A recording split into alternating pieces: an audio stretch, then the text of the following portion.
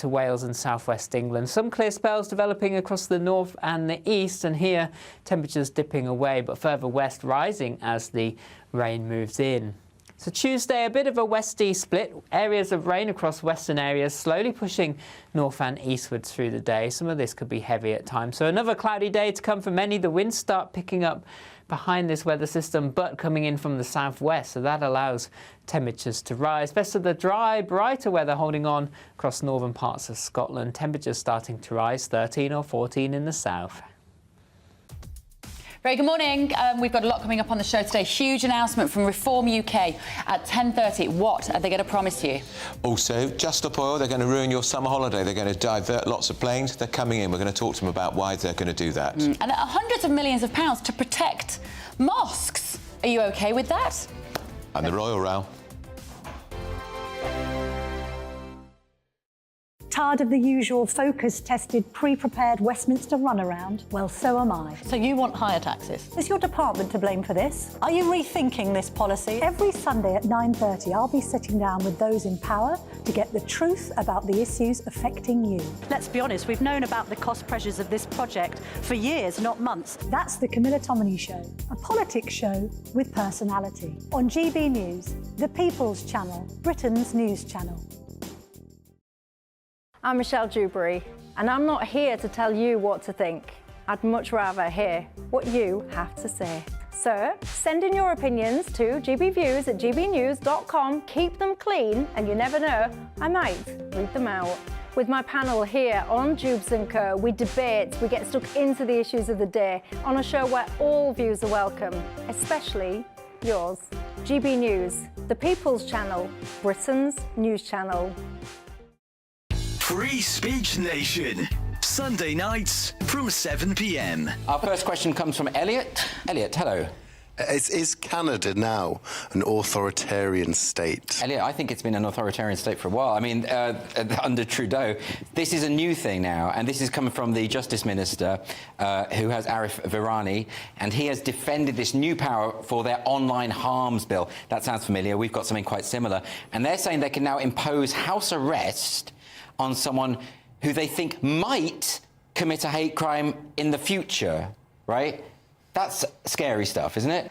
There's obviously a very dark side to this, because you can't, or in my opinion, you shouldn't be able to imprison somebody before they've done anything. Right. Well, it is Canada, and I know you in this country kind of respect Canada as a country. America didn't even know it was a country until recently, and I think that's what they're trying to do. They're trying to show themselves to be different than America. I think America has a responsibility to invade. You know what? I do. You know, you're kidding, but it may come down to this, or this may just be a yeah, maybe. Well, I just think it's ridiculous that the idea of arresting someone... I mean, our government's bad enough, and the Scottish government's out of control, the Irish government's out of control. They're all talking about... I mean, the Irish government's got a new hate crimes bill where they're talking about they can seize your phone if they suspect you might have some material that could potentially stir up hatred.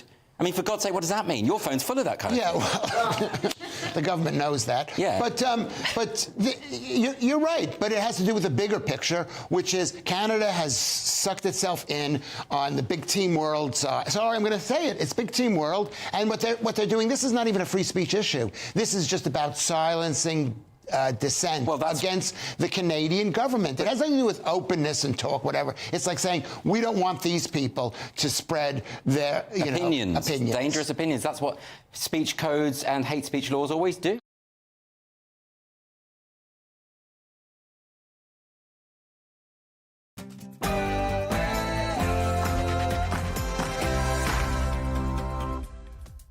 Good morning, it's 9:30 on Monday the 11th of March. This is Britain's Newsroom on GB News with Andrew Pearce and Bev Turner.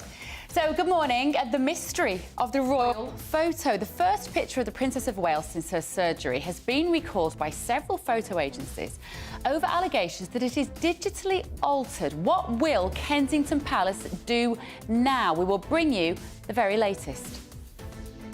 And the King's Commonwealth vow, the largest gathering of senior royals who are well enough to attend, will happen at Westminster Abbey to celebrate Commonwealth Day. It's 75 years old, the Commonwealth. The King is 75 too. He's recorded a message where he says he will serve the nation to the best of his abilities. And it's a political party growing in popularity, but will Reform's announcement this morning help or hinder their ambitions? We'll be hearing live from Richard Tice in about an hour, with further insight then from Deputy Leader Ben Habib. A Muslim Protection Fund. The government is spending more than £117 million to keep Muslims and mosques safe in Britain. Is that how you want to see your money spent? And Generation Creativity. After Rishi Sunak said he wants teens to study maths until 18, Labour leader Sir Keir Starmer announces that he wants the arts to be accessible to every child in Britain, not just privileged pupils. But what lessons will they ditch to meet this aim?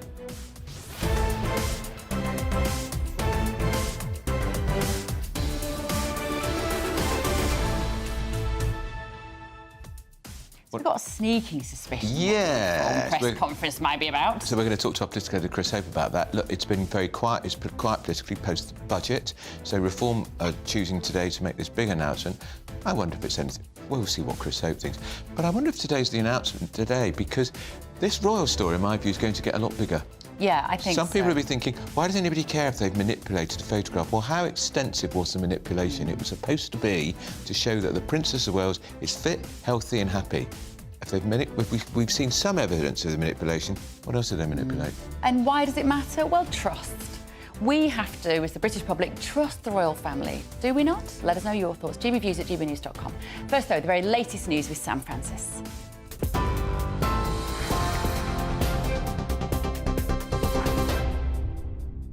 Bev, Andrew, thank you very much. Good morning from the GB Newsroom. It's just gone 9:30 and, as you may have heard, leading the news this morning, speculation is mounting over an image of the Princess of Wales after it was withdrawn by some news agencies over claims that it may have been digitally altered. The first official picture of the princess since her abdominal surgery is said to have been taken by Prince William, but it was withdrawn over concerns that a number of edits may have been made, including to the sleeve of Princess Charlotte's cardigan. There has so far been no official response from Kensington Palace. 3 former Conservative Home Secretaries are calling for a united front to tackle extremism from Islamists and far-right groups. In a joint statement, Dame Priti Patel, Sir Sajid Javid and Amber Rudd are urging both Labour and Conservatives to work together to understand and combat the issue. It comes as Community Secretary Michael Gove is preparing to announce a new government definition of extremism. And in other royal news today, the Queen will lead the royal family at the annual Commonwealth Day service later as the King continues his cancer treatment. Her Majesty, accompanied by the Prince of Wales, will gather at Westminster Abbey for the celebration. This year's event draws on the theme of resilience against a backdrop of health worries in the royal family. And though he'll miss today's service, the King will deliver a video message echoing the late Queen by reaffirming his commitment to serve the 56 member countries to the best of his ability. And finally, last night's Oscars were dominated by the nuclear bomb epic Oppenheimer, winning 7 awards, including Best Director for Christopher Nolan and Best Actor for Cillian Murphy. Here's the moment that he claimed that top acting honour. We made a film about the man who created the atomic bomb, and for better or for worse, we're all living in Oppenheimer's world, so I would really like to dedicate this to the peacemakers everywhere. Cillian Murphy there receiving his award. Well, one of the other biggest cheers of the night went to Emma Stone, who took her second award for Best Actress, this time, though, for the dark comedy Poor Things. But it was a night of bad luck for songwriting legend Diane Warren.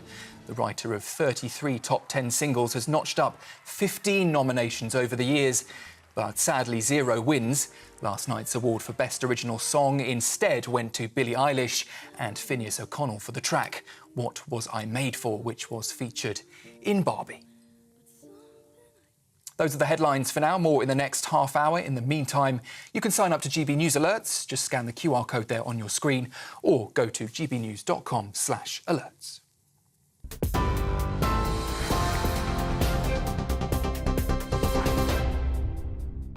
Very good morning. It is 9:35 Monday morning. This is Britain's Newsroom on GB News with Andrew Pearson and Bev Turner. Well, we're going to go to talk to Chris Hope, our political editor, because rumours are swirling. Reform UK is holding a press conference in just under an hour.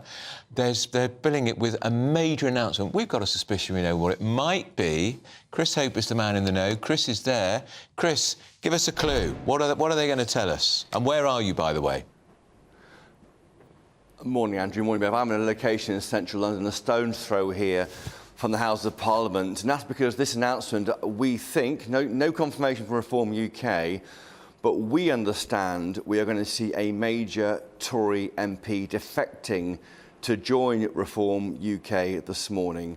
Again, no confirmation from Reform UK, but it looks like it might be Lee Anderson, the former party's deputy chairman, joining Reform UK. Now, if this happens, it is a significant blow to Rishi Sunak and his attempts to win back that crucial red wall seats that, of course, Boris Johnson won for the party back in 2019. Lee Anderson has been described as the red wall made flesh by some BBC reporters. He's the MP for Ashfield, a former Labour councillor who, in fact, only voted Tory for the first time in 2019 for himself when he became a Conservative MP. So if this happens, and again, it won't be long to wait now, the press conference here in central London in Westminster is due to start around 10:30 a.m. It is a massive, massive blow for the Prime Minister, Rishi Sunak, for the party chairman, the party organisation. The fact they can't hang on to someone like Lee Anderson is a real blow. Again, no confirmation from Reform UK, but I'm here at the venue, and this place is alive with rumours. Chris, you should just remind people he got into difficulty because of something he said on GB News about the Mayor of London and the Labour leader, Sir Keir Starmer, being enthralled to Islamists. And he admitted he'd used clumsy language but refused to apologise. Well, in summary, that is exactly what happened. He was on the Martin Daubney show around 2 weeks ago, last Friday, around 5 o'clock in the afternoon.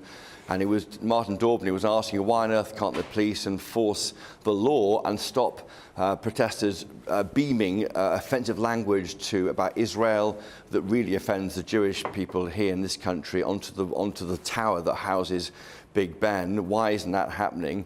And Lee Anderson responded by saying, well, he felt that Sadiq Khan, the Mayor of London, and Sir Keir Starmer, they're enthralled to Islamists. Now, he didn't resile from that, and of course he wouldn't apologise for that. He said, I did use clumsy language. And then he lost the whip on the Saturday from the chief whip. Simon Hart removed the whip from him, which meant that he was no longer a Tory MP, he was independent. So he's been homeless politically for 2 weeks. And what hasn't happened is there's been no way to get him back in. We've heard James Cleverly, the Home Secretary, Jeremy Hunt, a week last Sunday, both saying he must apologise before he's allowed back in. And he won't apologise. He says he's been clumsy, but he won't say sorry for what he said. And it's that breakdown in the lack of an apology from Lee Anderson, which means there's been no way back in for him to the Tory party. And I think that's part of why he might be joining Reform UK. Again, no confirmation for Reform UK or from Mr Anderson. This is what we think. OK, Chris, thank you very much. That news conference will be happening at 10:30. I believe Richard Tice has a rather shorter speech than politicians tend to like on occasions like this. It will still be too long. So, will he appoint Lee Anderson as a member of the Reform Party and therefore a Reform MP? And it will be their first MP. And if you go back a few years to the UKIP, they had 2 MPs defected. Mark Reckless and the MP for I've forgotten his name, it'll come to me in a moment. They both then put the defection to a by-election, and one of them won. Ah, well, let's see. And let's face it, if anybody's going to have an opinion Douglas on this, Carswell, just remember the other guy's it is going to be you at home. GB News viewers are going to have an opinion on whether Lee Anderson joining Reform, if that indeed is what the announcement is a good idea or not. Obviously, he's a rather divisive character. gbviews@gbnews.com is the email address. The main story of the day. Huge story. Front page of all the papers. Around the world. And yesterday as well, of course, online. And this is around the world because those 4 major agencies withdrew the photographs. They put out what they call a kill order. That includes Reuters. Been around for donkey's years. Associated Press because they say those photographs have been manipulated. Very odd, this. So some people have called out the inconsistencies in Charlotte's sleeve. You can just see a little blurring there, if you like, above where her thumb would be, on her left arm.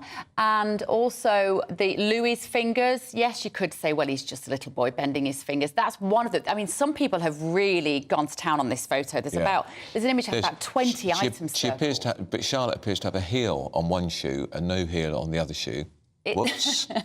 Now... And, of course, the other thing, we shouldn't forget, the Princess of Wales is not wearing her wedding rings. Now, she's had surgery, so she may have lost weight. It may be it's advisable not to wear the rings. But this is Mother's Day, and it would have occurred to me that people would obviously comment on that. So I would have, if I was taking the photographs, ensured you don't see her hands at all. The first thing I noticed was there's no ring on her finger.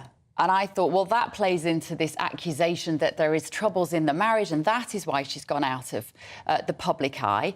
The issue here, we don't know, do we? We don't know what is going on with this photograph. We don't know if it's been cobbled together with old pictures because Kate does not want her picture taken.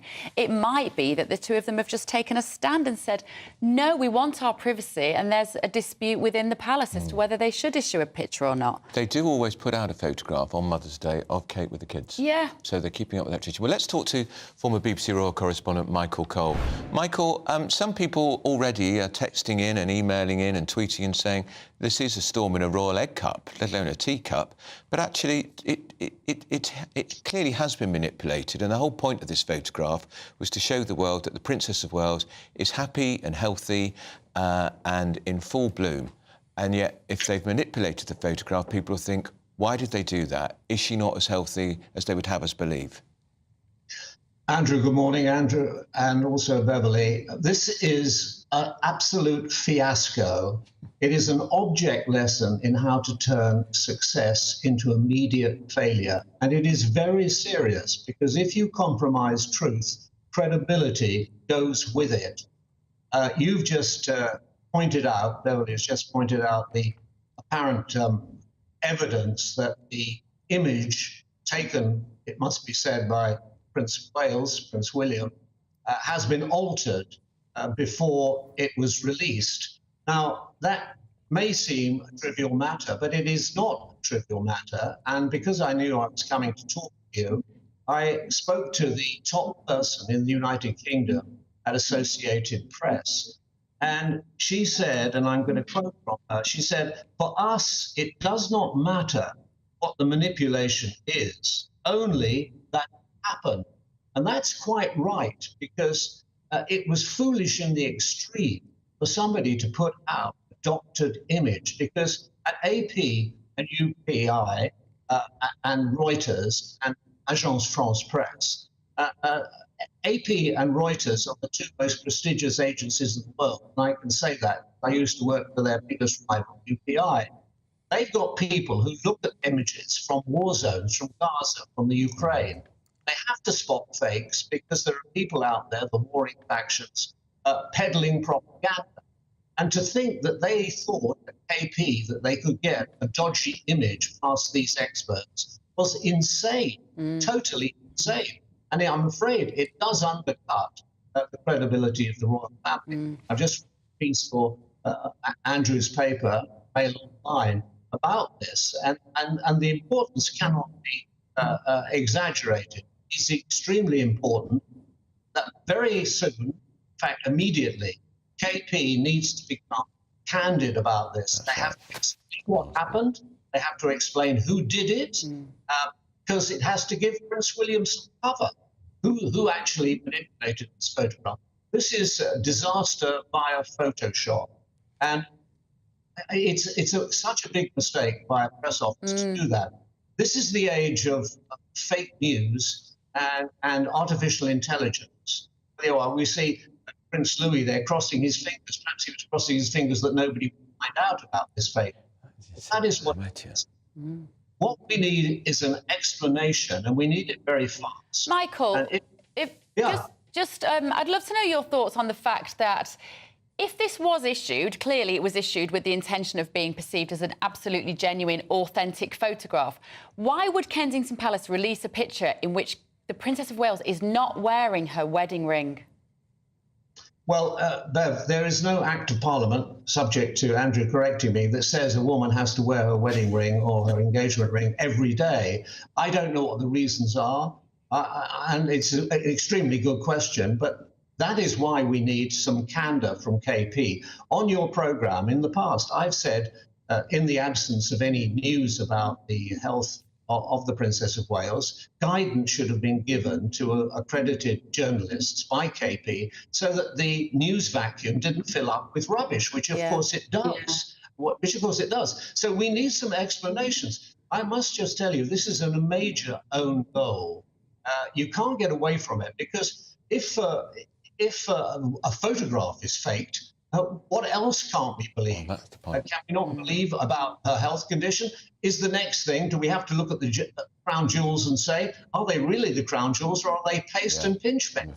You know, it's a slippery slope. You cannot compromise truth without your credibility going down the drain. And I'm afraid this is a major mistake. We have to find out who did it, why they did it, and if there is not a full explanation, forever more people wonder about images coming out of Buckingham Palace and Kensington Palace and say, can we believe it? That's the worst of all possible worlds. It is. Thank you, Michael. Michael Kohler, fascinating. It is fascinating having that conversation with the head of AP in Britain. That's the point. They cannot, it compromises the agencies. They are four of the most prestigious agencies in the world. Reuters, for heaven's sake. Reuters.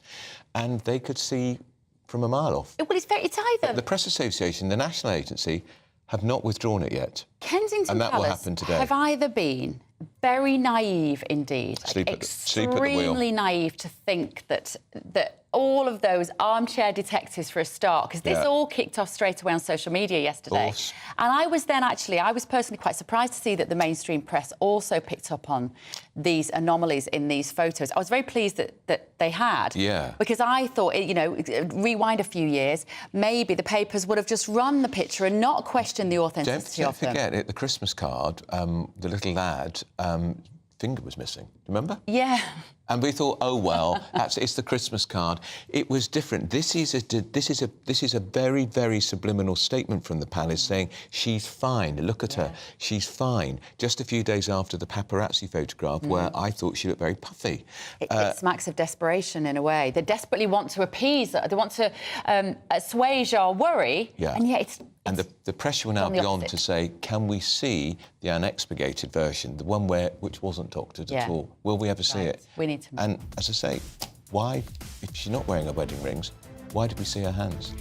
Let us know your thoughts. gbviews@gbnews.com. Up next, though, find out how many millions of pounds the government has pledged to keep Muslims safe in Britain. You're with Britain's Newsroom on GB News. I'm Nigel Farage, and this is GB News, Britain's news channel. Farage, Monday to Thursday from 7 p.m. Well, we've been a constitutional monarchy since the late 17th century, and of course part of that deal is that the monarch, or indeed the close immediate royal family, should not interfere with politics that in any way could be seen to affect individual parties. Now, perhaps one of the most classic cases in the 20th century was Edward VIII, who during his brief reign went down to Merthyr Tydfil in South Wales, met thousands of people who'd lost their jobs in the steel industry. In fact, he shook so many hands in the end he had to change and shake with his left hand, and he said something must be done to get these people jobs. It was taken as a direct assault on the Conservative government of the day. And we could go on to Edward Heath, as many saw it, using the Queen to get us to join the common market, and things the Queen said during the referendum on Scottish separation. And we could, of course, talk about King Charles, who as Prince of Wales endlessly talked about climate change and net zero. But the intervention overnight from Prince William, I think, is the most direct political piece of interference that has international and global implications that I almost think we've ever seen. Prince William is saying to Israel, stop what you're doing. Some will see that as being given a free pass to Hamas. Many young people will say, hooray, he's doing the right thing. But whether he's doing the right thing or not, has he gone just too far with this? Should our future king intervene in this way? I don't believe that he should. I think he's making a very big mistake. Good afternoon, Britain. Good afternoon, Britain. Join us, Tom and Emily, To find out what's happening in the heart of Westminster. and why it matters to you. Weekdays from midday, we bring you the most compelling stories from across the United Kingdom. And from your doorstep to our inbox. That's right, we want to hear from you. GB News, Britain's news channel. Your weekend starts here with Friday Night Live with me, Mark Dolan, 8 till 9 on GB News. Big stories, big guests and big laughs as we get you ready for a cracking weekend. That's Friday Night Live with Mark Dolan. Fridays 8 till 9 on GB News. Bring your own drinks. The admission's free. I'm Andrew Doyle. Join me at 7 o'clock every Sunday night for Free Speech Nation, the show where I tackle the week's biggest stories in politics and current affairs with the help of my 2 comedian panellists and a variety of special guests. Free Speech Nation, Sunday nights from 7 on GB News, the People's Channel, Britain's news channel.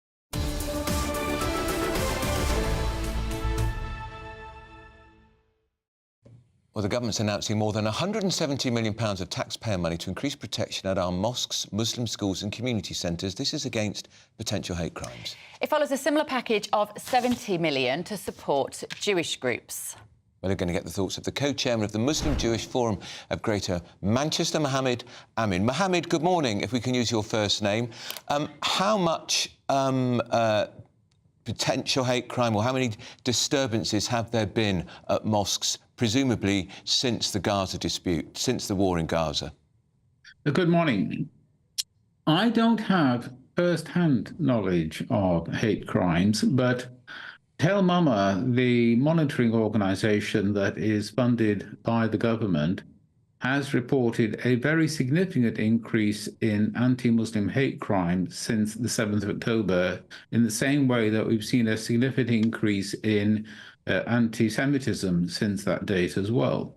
And it's a very sad reflection on our society that this type of physical protection is needed. I've gone to synagogues for many years, and it's an amazing level of security that they have to have, and sadly, that is necessary. And I grew up in an environment where mosques were basically just open, but sadly, there is more and more need to keep people out. We've had people murdered occasionally, and I'm pleased to see that the government is taking action. Mohammed, £117 million is a huge amount of money to spend protecting one particular group of people. Do you know how it will actually be spent? I understand from previous funding for religious premises security that the process is that community institutions are requested to put in bids to describe what they want to do, how the money will be spent, and those are then vetted centrally by government. I've never been involved directly with the process, but at the Muslim Jewish Forum, we have previously circulated previous funding rounds from the government for security for religious premises. So private security firms, presumably maybe CCTV cameras in those areas, but it's up to the local community on how that money is spent, and they can apply for that. A lot of it will be spent on fencing. In a case not involving government money, my wife used to be the head teacher of a Muslim primary school in Manchester. And after 9/11, when they experienced significant levels of hatred from sort of the far right in Britain, they had to spend money. In this case, it was their own money because these government schemes did not exist, putting in additional security fencing so that you couldn't break into the school. OK, and Mohammed, we've run out of time. I'm so sorry. Mohammed Ahmed there, let us know your thoughts on that. Does it feel a bit more divisive? I think if there are security concerns, maybe, but it just feels yet again a reason for dividing people. Right, here's the weather. A brighter outlook with Box Solar, sponsors of weather on GB News. Hello there, welcome to your latest GB News weather. We're looking at a damp start across many areas, a lot of cloud through the day today. Still rather chilly, particularly along some eastern coasts. And we can see across the board lots of cloud this morning, outbreaks of light rain and drizzle in places. Little change as we go through the day today. We could see a few brighter spells developing across some western fringes. The cloud does lift and break a little to allow some brightness through, but across northwestern parts of the UK, Northern Ireland, western Scotland, it remains damp here, outbreaks of rain. Temperatures largely in single figures across the north and the east, highs again around 12 or 13 towards the southwest in any brighter spells. 1 or 2 showers possible here too. Then through this evening and overnight there remains a lot of cloud, and then all eyes on the Atlantic as weather systems start to move in. We see outbreaks of rain spreading into Northern Ireland, later on into Wales and southwest England. Some clear spells developing across the north and the east, and here temperatures dipping away but further west rising as the rain moves in.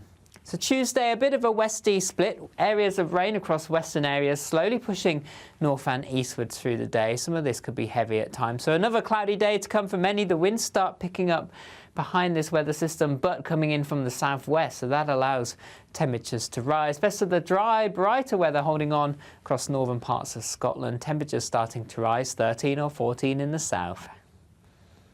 That warm feeling inside from Boxed Boilers, sponsors of weather on GB News.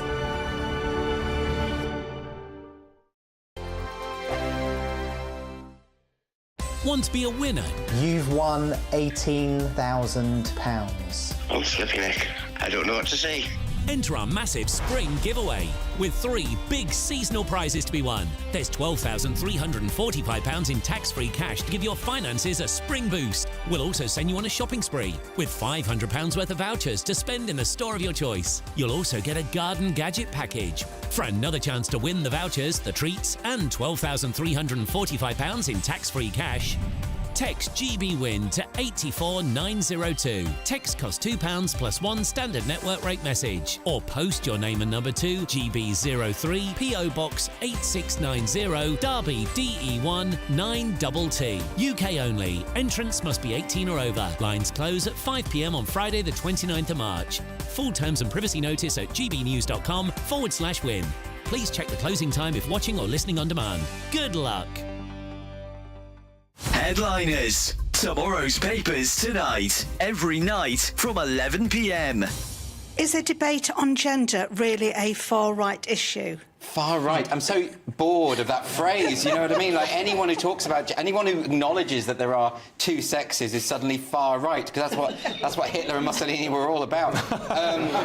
This question from Shirley is, of course, about Labour. They've been accused of being undemocratic because they pressured a pub into cancelling a debate, and this debate features Kelly J. Keane, who's been on this show a couple of times, and she's a campaigner, and she was just on the panel, and then they got a letter saying that they couldn't do it because Kelly J. Keane apparently attracts far-right groups. Now, they've tried this trick before, but because some awful, ghastly neo-Nazi types turned up near to an event that she was holding in Australia, they kind of tried to blame that on her and suggest that the two were the same thing. They weren't. That was an opportunistic group turning up to... They're not... Neo-Nazis aren't pro-feminist. They're not pro an event called Let Women Speak. That's just ridiculous. New Zealand's TV blurred her touching her zip because they said that her touching her zip was a far-right dog whistle because she's making that symbol. Yeah, but she wasn't making the symbol, she was just adjusting a zip. Yeah, and also, this isn't a far-right symbol. I mean, that was incredible because she obviously wasn't making that symbol anyway. She was just adjusting a top. But this New Zealand news channel blurred out the hand so that they could pretend that it was some horrible ghastly... Yeah. I mean, this is stuff, isn't it? She's talked about having voted Labour in the past. She's so not far-right. But also, even if she were right-wing, which she isn't, why would they be banning a panel where there's a discussion about one of the most important issues of our day? What are Labour playing at here? They're anti-democratic, aren't they? They're just kind of playing whack-a-mole with things they don't like. I think maybe I'll write to the pub and say I do want to see Kelly J. Keane there. Yeah, but they won't listen to you well, if you no, say that, will they? Because you've got the unfashionable opinion, Chris. Well, and the unfashionable workplace.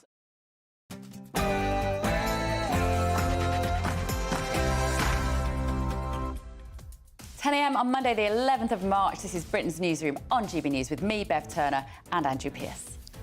Well, GB News understands Tory MP Lee Anson is going to defect to Reform UK this morning. Party leader Richard Tice is hosting a press conference shortly in our time. Stay tuned, you won't want to miss that. And this manipulated royal photo, it is a mystery. The picture issued by Kensington Palace of the Princess of Wales and her children has been recalled by major photography agencies, saying that it is not genuine and it has been altered. And the King's Commonwealth vow, the King pledges to serve the 56 countries to what he describes as the best of his ability. And this Muslim Protection Fund, the government is spending more than £117 million to keep Muslims safe in Britain. And it was Oppenheimer's night at the Oscars. We'll bring you up to date with all the winners and the losers.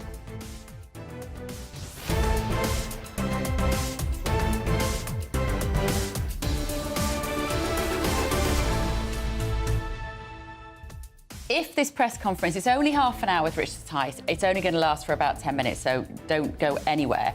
If they do announce that Lee Anderson has joined Reform, I think there are pros and cons to that. I don't think it's as simple as a great decision on Reform's part. Well, we know. We spoke to Ben Habib, the Deputy Leader, last week, who had grave reservations about him joining. And Ben will be here to talk to us after the announcement, so that will be incredibly interesting to see what he has to say. gbviews@gbnews.com is the email, so you can tell us what you think. First, though, the very latest news with Sam Francis.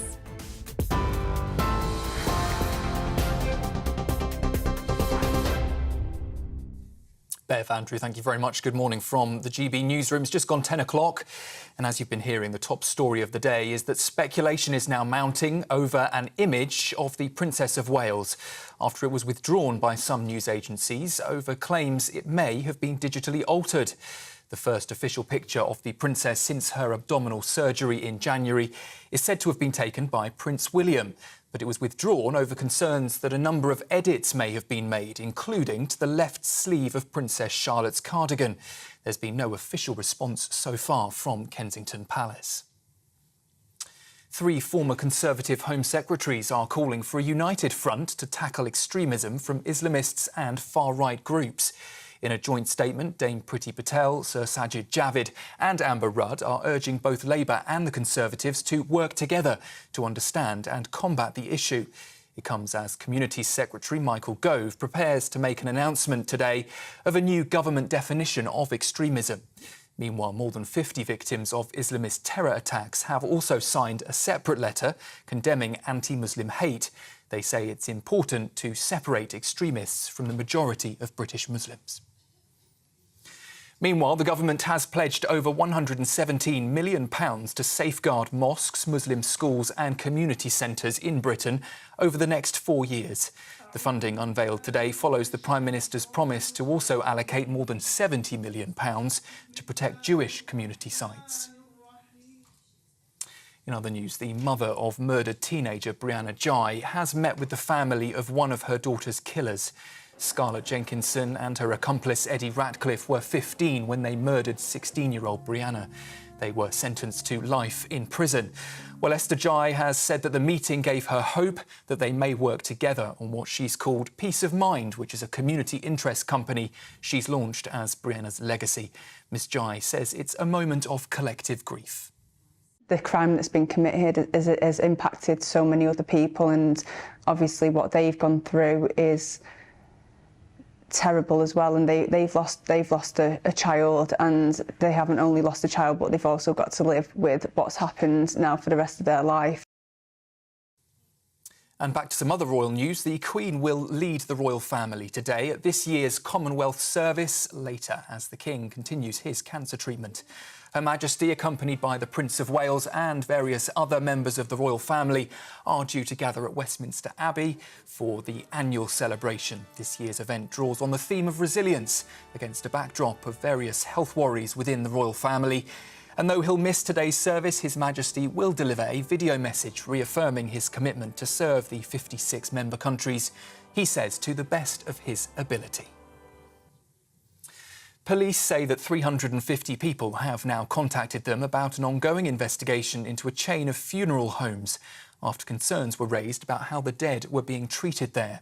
3 branches of legacy independent funeral directors have been searched, and they remain cordoned off after a 46-year-old man and a 23-year-old woman were arrested on suspicion of preventing a lawful and decent burial. We understand 34 bodies have now been respectfully transported to a mortuary for formal identification.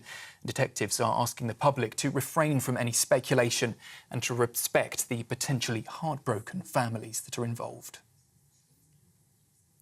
Politicians, tech companies and financial institutions are to meet in London today to tackle international fraud.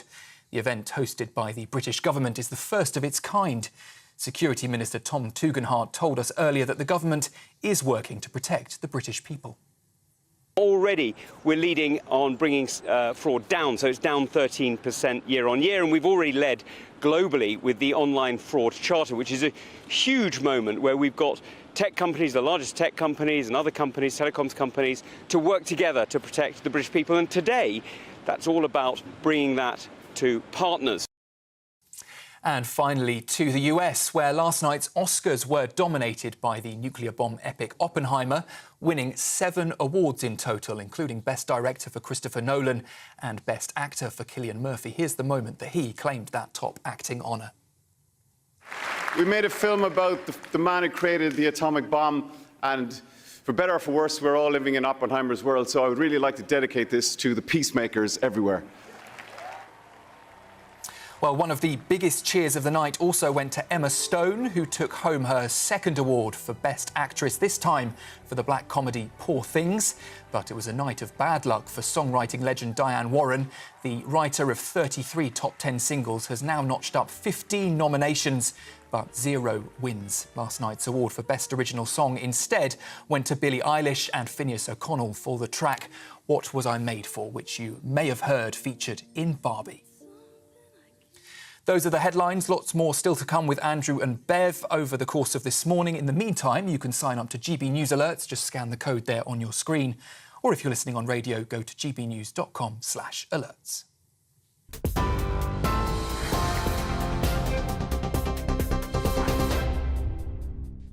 10:07, you're with Britain's Newsroom on GB News, Andrew Pearson, Bed Turner. We're going to go straight back to Chris Hope because he's with Reform UK. We're about to hold a big press conference. We're expecting Lee Anderson to be unveiled as their new Tory MP. Chris, Reform MP.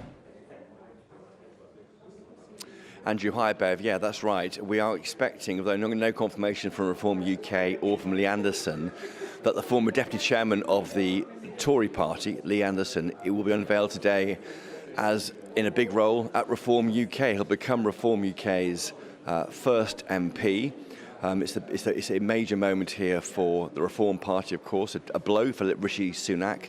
Lee Anderson, of course, was named the Red Wall made flesh by other journalists. He is seen as somebody who almost stands for the Red Wall. He's often seen by other party members as someone who allows them to understand it. He is regularly booked out on Friday nights and Saturdays to go and speak in the South to Tory members to explain why the North voted Tory back in 2019. Now, to lose this individual to join the Reform UK is a big blow.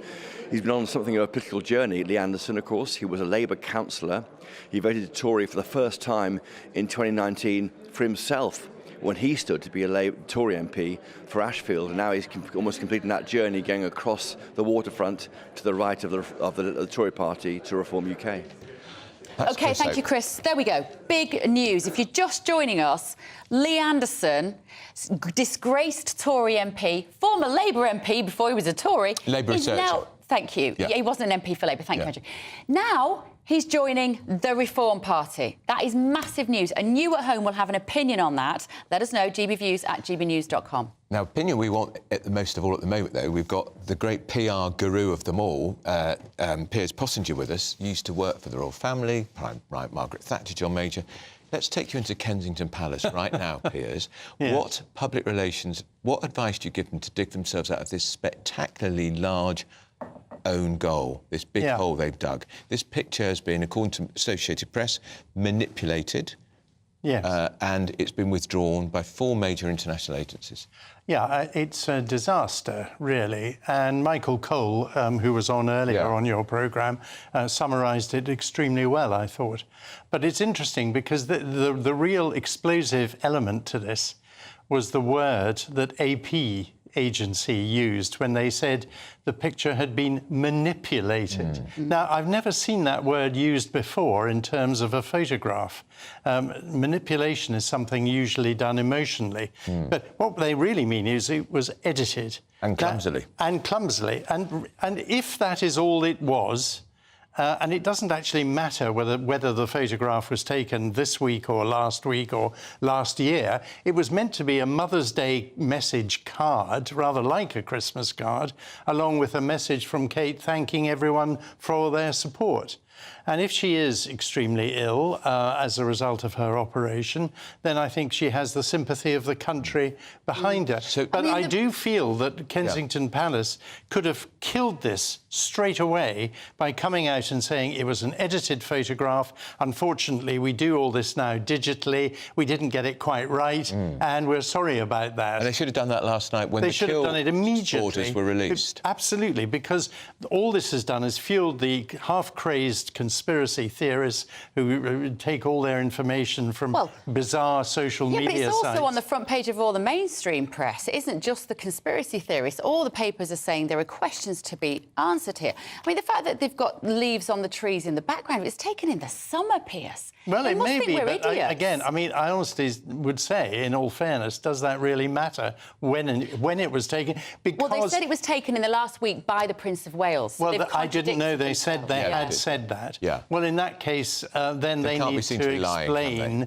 what's going on, and it is just crass stupidity if indeed they have lied. Yeah. Which, I mean, it does, of course, kill the trust immediately. And I mean, I do sometimes wonder about the modern-day communications experts and the press officers of some of these organisations, including the Conservative Party. I mean, they seem so far detached from common sense that it beggars belief. Doesn't it? And your experience is vital at a time like this, Piers. Let's also bring in a royal photographer, if we can, Helena Chard. Helena, good morning. Good morning. Good morning. Just help us understand this a little bit. We're hearing the PR angle from Piers, but what does this mean to digitally alter a photograph like that? Under which circumstances might this be something you would do with the best of intentions and that you might do to manipulate the public? Well, I think in this situation, I mean, this is really unfortunate, and everyone's been waiting for the first photograph to come out. It didn't have to come out this way. When I originally saw the photograph, I thought, oh my goodness, that's a lovely picture. And it looked like a typical picture that Catherine, the Princess of Wales, would take, because obviously she's studied photography. I didn't think it'd be a photograph that Prince William would take. Yes, of course, we can all edit photographs, and they can be edited incredibly well or quite clumsily. I would say in this instance, it does seem that there's been a small amount of editing, quite clumsily done, but it seems they're silly things. I can't understand why they would want to edit the things that they've edited. I can only believe this is human error. That's what I want to feel. But, you know, for 4 of the world's picture agencies to kill the pictures and actually take them out of their photo libraries, this is something serious. I know that Associated Press are waiting to hear from Kensington Palace. Everyone's waiting, and I think it's in their interest to get that, you know, to update everybody, because as you said, it's a trust thing, and we all want to believe in the monarchy, and so this is so important. You know, they didn't need to put this picture out. That's the sad incident. Let me ask really Piers think... another element of this. When I first saw the photograph, the first thing that struck me, she's not wearing her wedding rings. Yeah. Now, she's had surgery. She's possibly lost weight. Maybe it's not... she's lost weight, so they're not fitting. But as you know, the internet is alive with lurid speculation. Why wouldn't you not have made sure the photograph that went out didn't show her hand? You didn't need to see the hand, did you? No. If you were in charge of the PR photograph there, that photograph would not have gone out. Well, I think it's, you know, as Helen has said, it's been sloppily done. And I would hope, as she does, it's simply human error. It's not a very good job. Don't forget, if the Prince of Wales took this photograph, he wouldn't have taken one, he'd have taken quite a lot. And it may have been a medley of some of them, and some bright spark said, oh no, the background, we should make it brighter, and oh, she needs to put the hand there. And they've been moving things around without any overall view of how the final object really comes across. I mean, I think it looks to me like sloppy editing, nothing more sinister than that. The only thing that's made it more sinister has been Kensington Palace's slowness in clearing this matter up. And it does unfortunately need to be cleared up, because when the news agencies said kill the photograph, none of the newspapers have. No. They're all using them even more. It's had the reverse effect. I wonder, Helena, if this was your photograph and it had been edited or manipulated in this way, how would you be feeling about that? Oh, incredibly disappointed. I mean, it wouldn't be my photograph because I wouldn't put it out like that. And I cannot even believe that Catherine, Princess of Wales, and Prince William would do that. I think something's happened at Kensington Palace. I mean, I certainly wouldn't, because putting out photographs, it has to be an authentic picture. You can't be doctoring things. I mean, goodness me, we're sort of going down the AI route soon. I just feel really sorry, because it's actually, in theory, take away all those bits, an absolutely lovely photograph, and it's a big shame. I have my thoughts, but you know, we just are waiting to hear. Kensington Palace really does have to update everybody. Last 30 seconds, we've been reported at the weekend that Meghan Markle is looking for a public relations advisor in Great Britain. Are you offering your services to... Certainly not, no. I mean, she's talking about relaunching a brand. She hasn't got a brand. It's just her and her husband whinging about themselves the whole time and jumping on any woke bandwagon they can to make them look trendy and caring. I mean, it's nauseating. And there's nothing to relaunch. They are not welcome in the UK, full stop. Okay, right, there we are. There's some PR advice. Right, so up next, it's rumoured that Boris Johnson might be returning to frontline politics. Could he save the Tories? This is Britain's Newsroom. On GB News. This is GB News, Britain's news channel. For decades, Britain has been dealing with immigration, but for one part of the UK, it is a relatively new experience. GB News' Northern Ireland reporter Dougie Beattie has this report. At the end of April 2023, Ireland's immigration was up by 31%. And over a decade, Northern Ireland's has doubled, with South Belfast being the most diverse. Tracy Kelly is a DUP Belfast City Councillor who deals with the issues in this area on a daily basis. We have working class communities like Sandy Row, like the Donegal Pass, who are blending in with others who are coming here to work and live and mix. But there is also an issue when there's too many people who can't get housed. That seems to be the main issue that I deal with. When people in their own community who've been born and reared here have to move away because there's a lack of housing. Takura Makoni represents the African community of Northern Ireland. I would presume mostly 99% of asylum seekers or migrants and refugees coming to this part of the world would have very little knowledge about the internal dynamics in Northern Ireland. So you find out it's almost like you're thrown in the deep water. To have the cognizance to say, here, I need to pick up that I'm living on a peace line and these guys don't like those guys and maybe these guys can tolerate me and those ones won't. You don't have any idea of that. It'll take you up to 10 years to get a real sense of that, because remember, you're focused on trying to rebuild your life. To avoid further tensions, should government be looking at the placement of those refugees and migrants? GB News is the home of free speech. We were created to champion it, and we deliver it day in, day out. Free speech allows us all to explore and debate openly the issues most important to us, our families, and of course, the British people. Having challenging conversations to enlighten each other. Which is why we hear all sides of the argument. We are the People's Channel. We will always stand by the freedom to express yourself. On TV, radio and online. This is GB News, Britain's news channel. Big news, big debates, big opinion. Patrick Christie's Tonight is the week's biggest show. Every weekday, 9 to 11 p.m, we've got the inside track on the day's top stories. There'll be sharp takes you won't get anywhere else. We will set the news agenda, not just follow it, and I want to bring you along for the ride. Whatever it is, we'll have our finger on the pulse. It's news, but it's this close to entertainment. Patrick Christie's Tonight, 9 to 11 p.m, only on GB News, the People's Channel, Britain's news channel.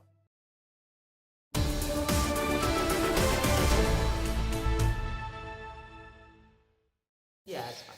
10:20 with Britain's Newsroom on GB News with Andrew Pearce and Bev Turner. We've got in the studio with us former Labour advisor Matthew Larser, Good morning. author and broadcaster Emma Wolfe. Good morning, both. The breaking news this morning, we've all been on the edge of our seats. Will Lee Anderson join Reform UK? We've had it confirmed that he will, and there'll be a press conference in 10 minutes about it. Absolutely. Well, look, this is Lee's third party. It's quite strange for me because I used to knock on doors with Comrade Anderson for the Labour Party in Ashfield. In Ashfield for Gloria De Piero of this parish. He was her agent. He was her agent, and in the 2017 campaign.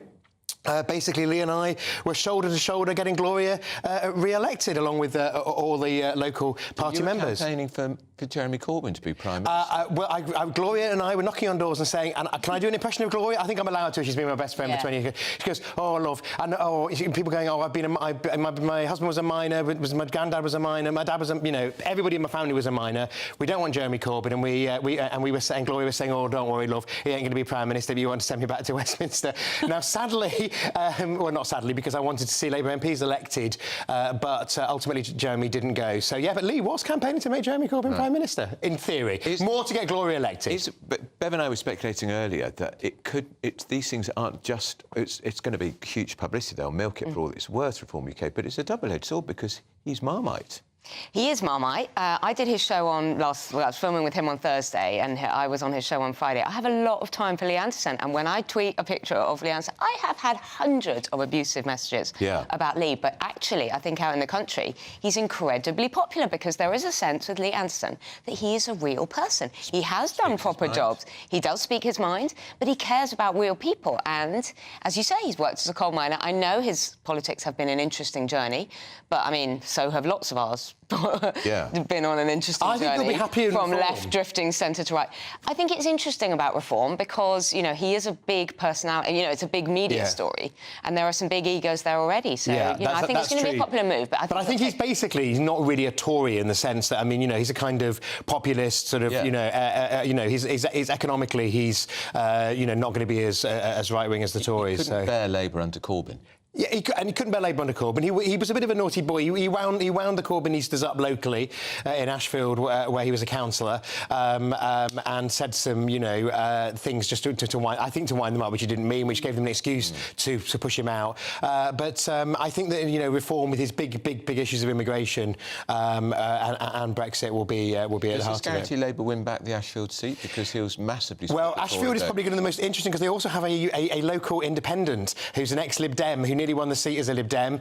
He has various legal troubles, which are awaiting court appearances, but his independent party has almost every seat on the local council, so it's going to be a four-way split. It's crazy. It's going to be the craziest. Lots of our viewers are getting in touch, and I've just been told by our breaking news system here in GB News that there are 9 Conservative MPs who are in talks to leave the Tories and join Reform. Yeah, I've heard these stories before, has to be said. I wrote these stories a lot about UKIP. There were 30 Tory MPs going to defect, 2 in the end defected. So we'll see. Well, let's see. Bill, our viewer, Emma, says, if Lee Anderson's joining Reform, I see this as the first of several Tory MPs are going to defect. I don't consider him a divisive character. He says it as he sees it. His views are to the right, where the Tory party should be if they want to compete in the next election. The Conservatives know they've got an issue with this. Isn't it Person X, Andrew, that they're trying to target? Person X. And that Person X, who the Tories need, is a reform voter at heart. Yes, and I think, you know what, it's quite a lonely place to be being an independent. You know, I mean, he acted for a couple of weeks, but actually, and Lee isn't part of that whole Westminster kind of bubble. He really isn't, and he really doesn't feel that comfortable there. And I just think that actually he is going to... Well, I know he does appeal to a lot of people out there. Person X, what an odd way of putting it. You know, why not just... It's normally Workington woman or Worcester woman or Mondale White man and, it's you know... So whatever way the Tories try and dress it up, it's a blow, because is it the start of a trickle or a flood? And it shows that Rishi cannot hold on to the Red Wall Tories. He was the embodiment of the Red Wall Tories. Absolutely. I think what we'll see is a bit of a sort of meltdown amongst the other Red Wall Tories, even if they don't decide to defect to reform. We've seen this week, apparently, leaked WhatsApp messages about giving £1 million to the Muslim War Memorial has got some of the Red Wall Tories angry. If the reports of the WhatsApp messages to be believed... Quite a lot of people watching this program. Absolutely. I mean, I disagree with them, but, you know, that they're certainly upset about it. And so I think it just shows that the confidence of the Red Wall MPs in the leadership is really But the Tories really don't seem to be able to get a grip on what's happening. I mean, we heard about the death spiral a few months ago, and they really... I mean, that budget was so underwhelming. You know, it could have been written by a kind of economics, you know, A-level economics student. Since then, what have we had? We've had some bleating on about new definitions of extremism, which no one is crying out for a new definition. They're just crying out for us to get control. To do the policing properly. It feels as though they really are now in decline, and with Lee, and now the possible return of Boris Johnson as well, which we've seen reports over the weekend. So unlikely. Why would he join? Why would Boris Johnson want to join a party massively on the decline? Where is the safe seat they parachute him into? Exactly, because there's talk about putting him in his old seat of Henley-upon-Thames, but at the moment that would be on the cusp of being won by the Liberal Democrats, as that kind of...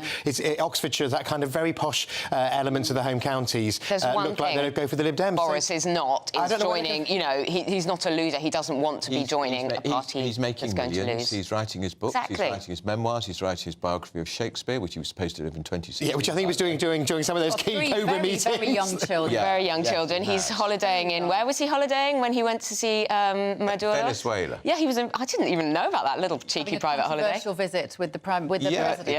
Exactly. So he's going to wait and see how bad the defeat is, and then decide whether he can. And that's the issue, is about what does Lee's defection say about the future of the Tory party? Is this actually Lee petitioning himself for what could be... If we saw polls last week of 18 and 20%, I don't believe those, but if we did see that in an election and there were 50 Tory MPs left, then you're going to have, you know, talk of reform and the Tories merging. Yeah, absolutely. And what will this mean in terms of election timing? I know we talk about this a lot, but depending on the reaction to this and the domino effect of what that does for the Conservative Party, Emma, how does this play into potential launching of an election date? I think we are still... I mean, Sunak has been insisting this weekend we are still looking at the second half of 2024, which for most of us means what?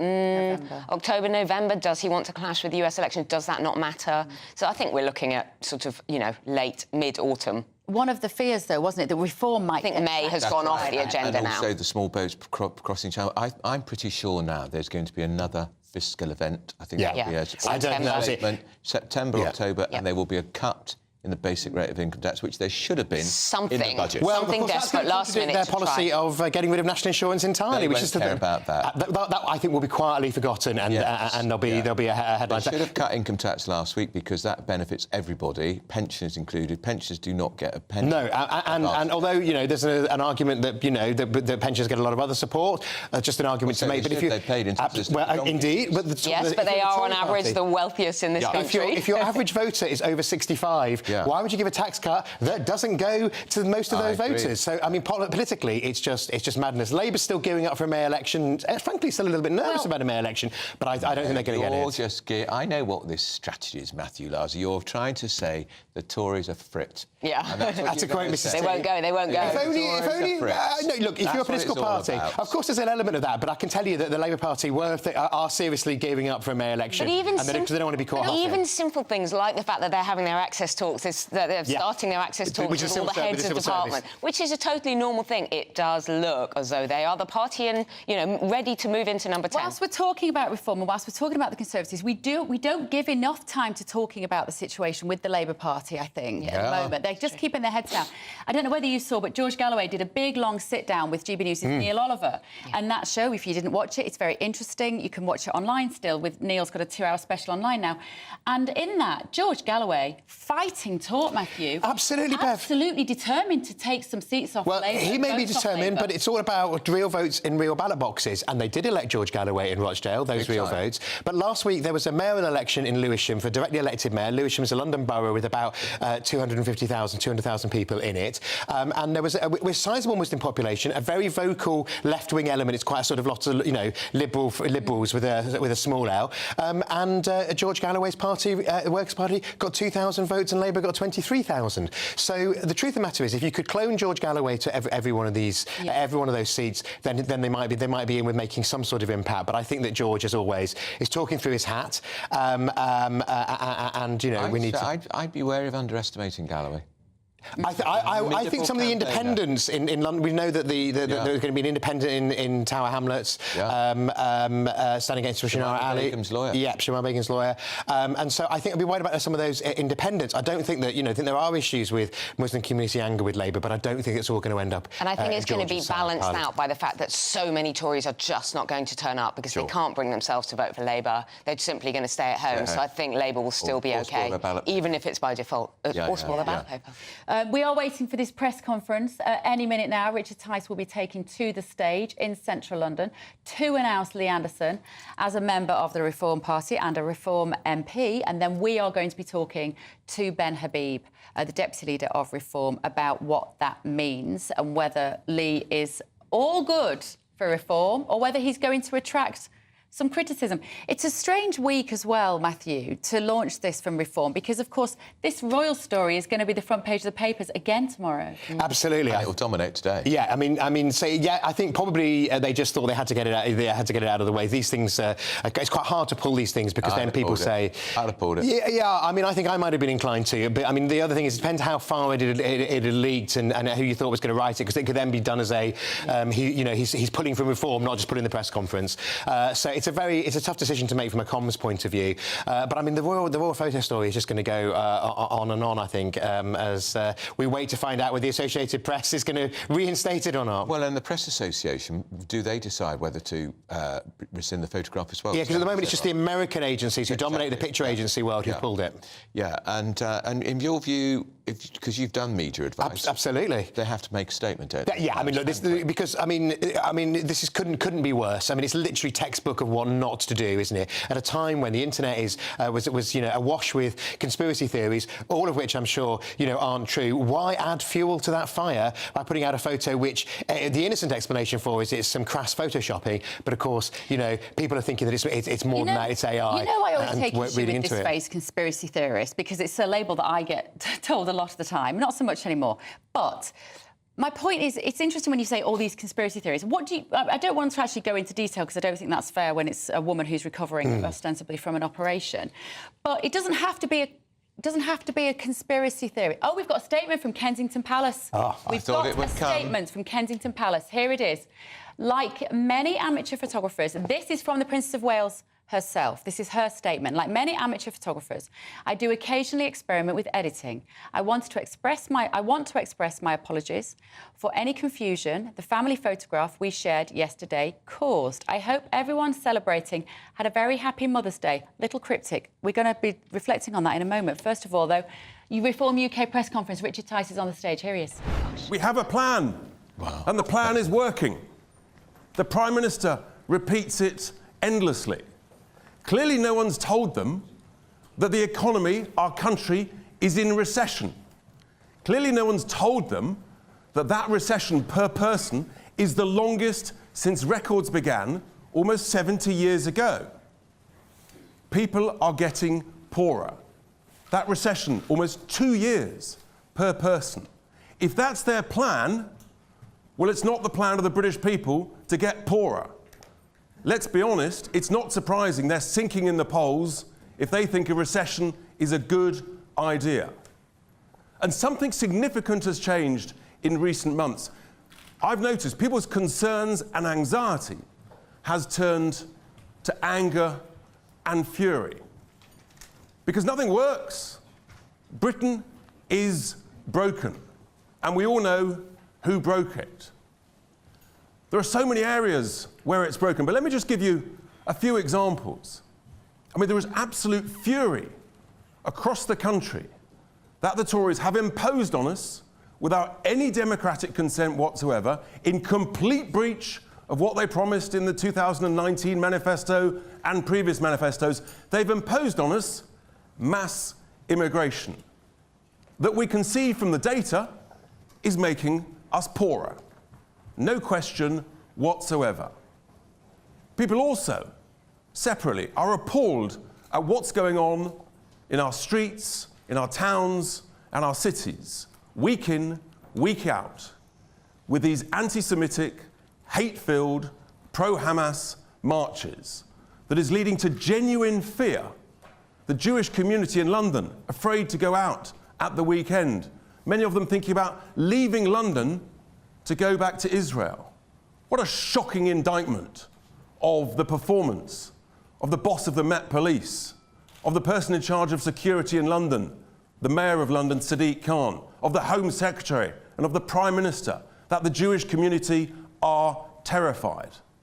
Absolutely appalling. Separately, people are horrified that this gender ideology is infecting our schools, poisoning the minds of our children, parents, grandparents in their millions, shocked by this. And also, people are waking up to the absurd multi-trillion-pound cost of this obsession with net zero. But any of us who want to talk about this, oh no, we're a bigot, yeah, we're smeared, we must be labelled, we're phobic in some way. No, we're not. We're just talking common sense.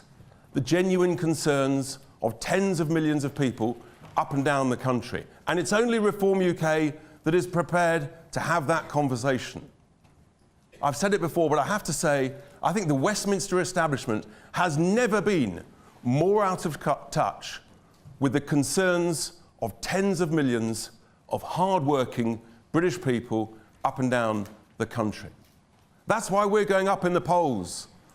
Just last week, we were only 5% behind the Tories, who are sinking under sinking Sunak to just 18%. We're going up and they're going down.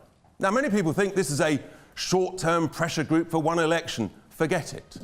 You're wrong. This is a serious medium-term plan. We have to shape and influence and change the course of direction of this country of ours, because at the moment it is broken and people are getting poorer. And where does this start?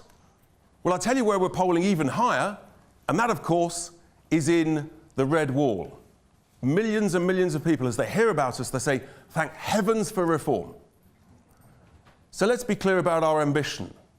It's bold, it's ambitious. In the Red Wall, this election, we want to replace the Tories as the main alternative to Starmageddon. That's what it is. It's a nightmare coming to everyone near you in 2024. So we're going to replace the Tories in the Red Wall, which means we need a champion, of course, of the Red Wall, someone who completely understands it, who is trusted by voters to tell it as it is, no nonsense, no waffle, clear, basic common sense. And I'm delighted to announce that I have found that champion of the Red Wall for Reform UK. He's also, coincidentally, going to be Reform UK's first Member of Parliament in the House of Commons. He is, of course, a person of great integrity, no nonsense, and is the Member of Parliament in the county of Nottinghamshire for Ashfield. Please welcome Mr. Lee Anderson.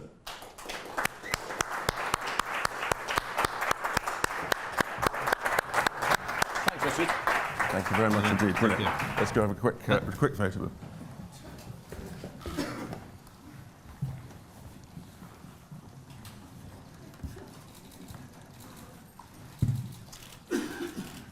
He looks happier than you.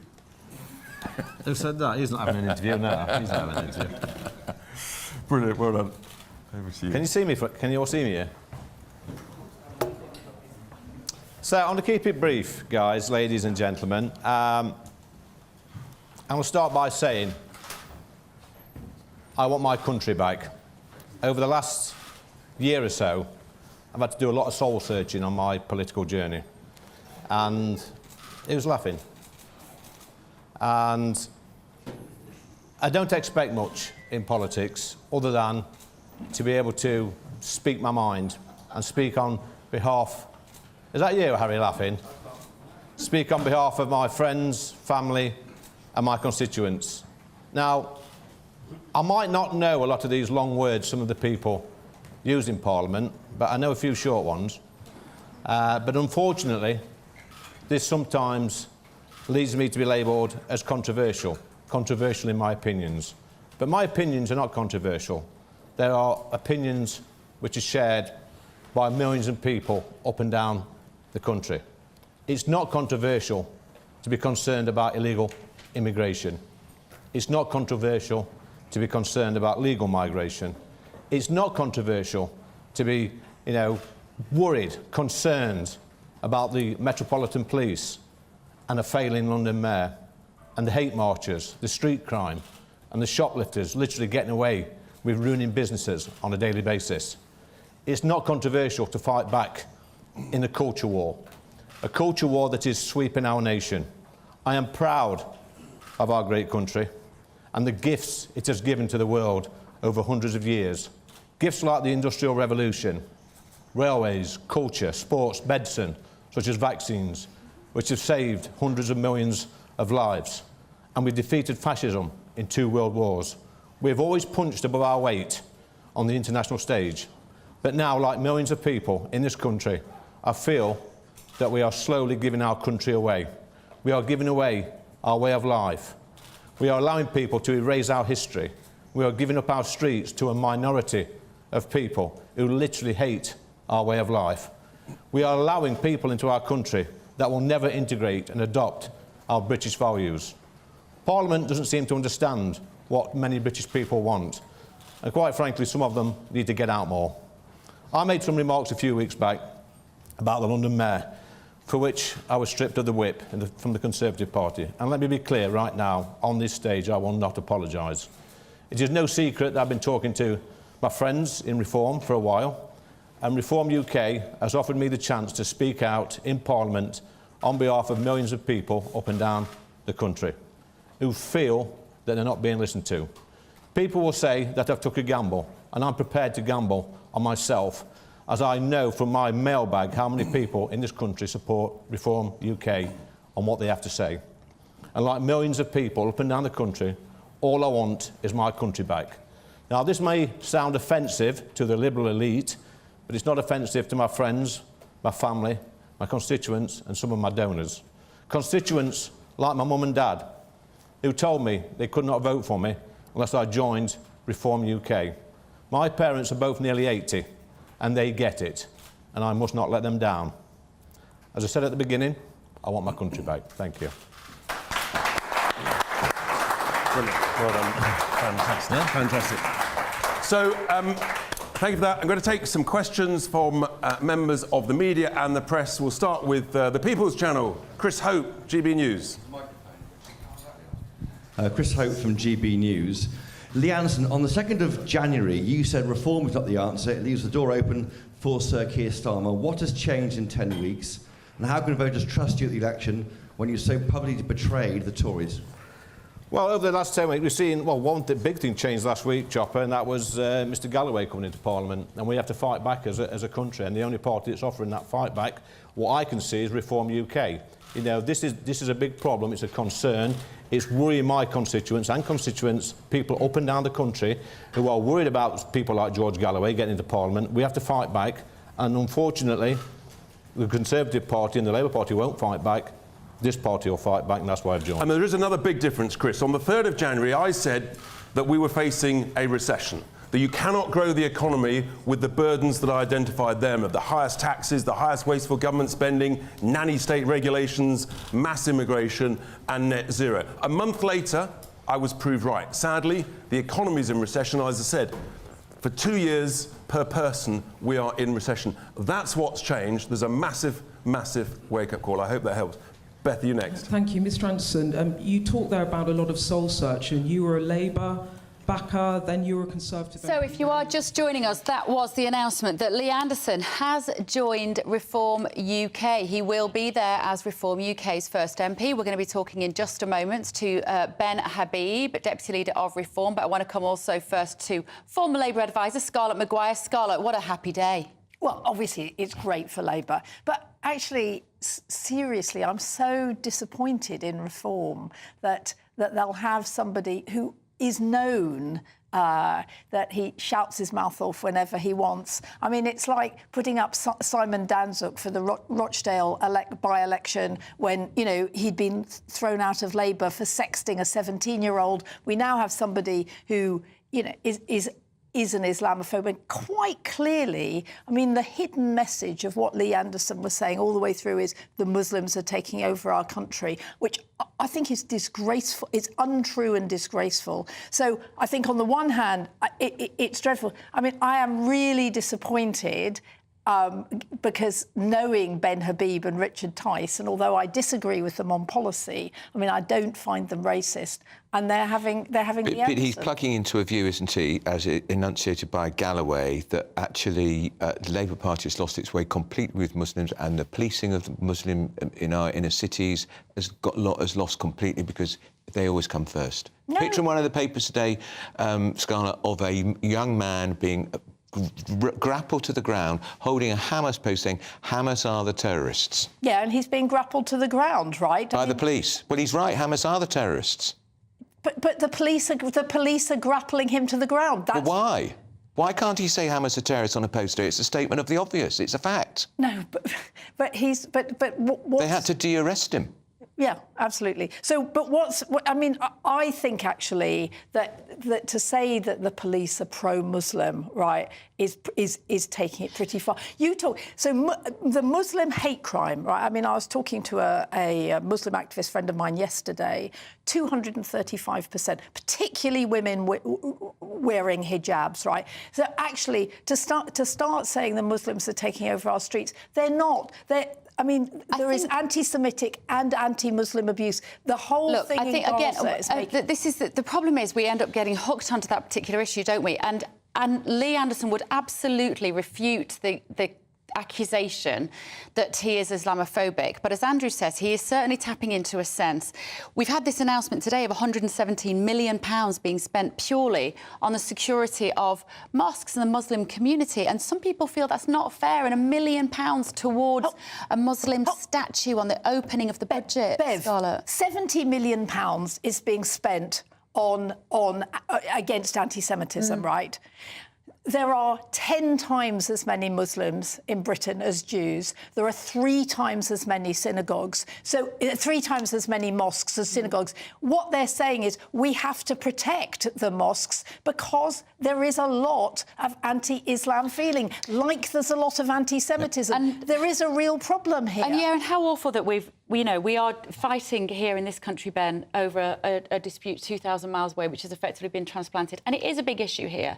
Lee is a bit of a double-edged sword for you. When you were on last week, you looked a little lukewarm about his potential arrival. A lot less than lukewarm. You said very much so, and I quoted you in the paper. Oh, well, I'm very... You don't think he can master the language sufficiently to be a Reform UK MP. He's now your MP. I will absolutely address that. Can I just come back to what Scarlett was saying? We talked about the need for the protection of mosques. We talked about the need for the protection of synagogues. And what we're seeing is not an attack on Islam or an attack on Muslims or indeed, I think, an attack on Jews as much as an attack on the United Kingdom. What we're seeing in evidence, and now in a government having to spend money on the protection of these various places of worship, is failure of multiculturalism, a failure of 25 years of unbridled immigration without any attention given to the integration of people who come to this country into our values.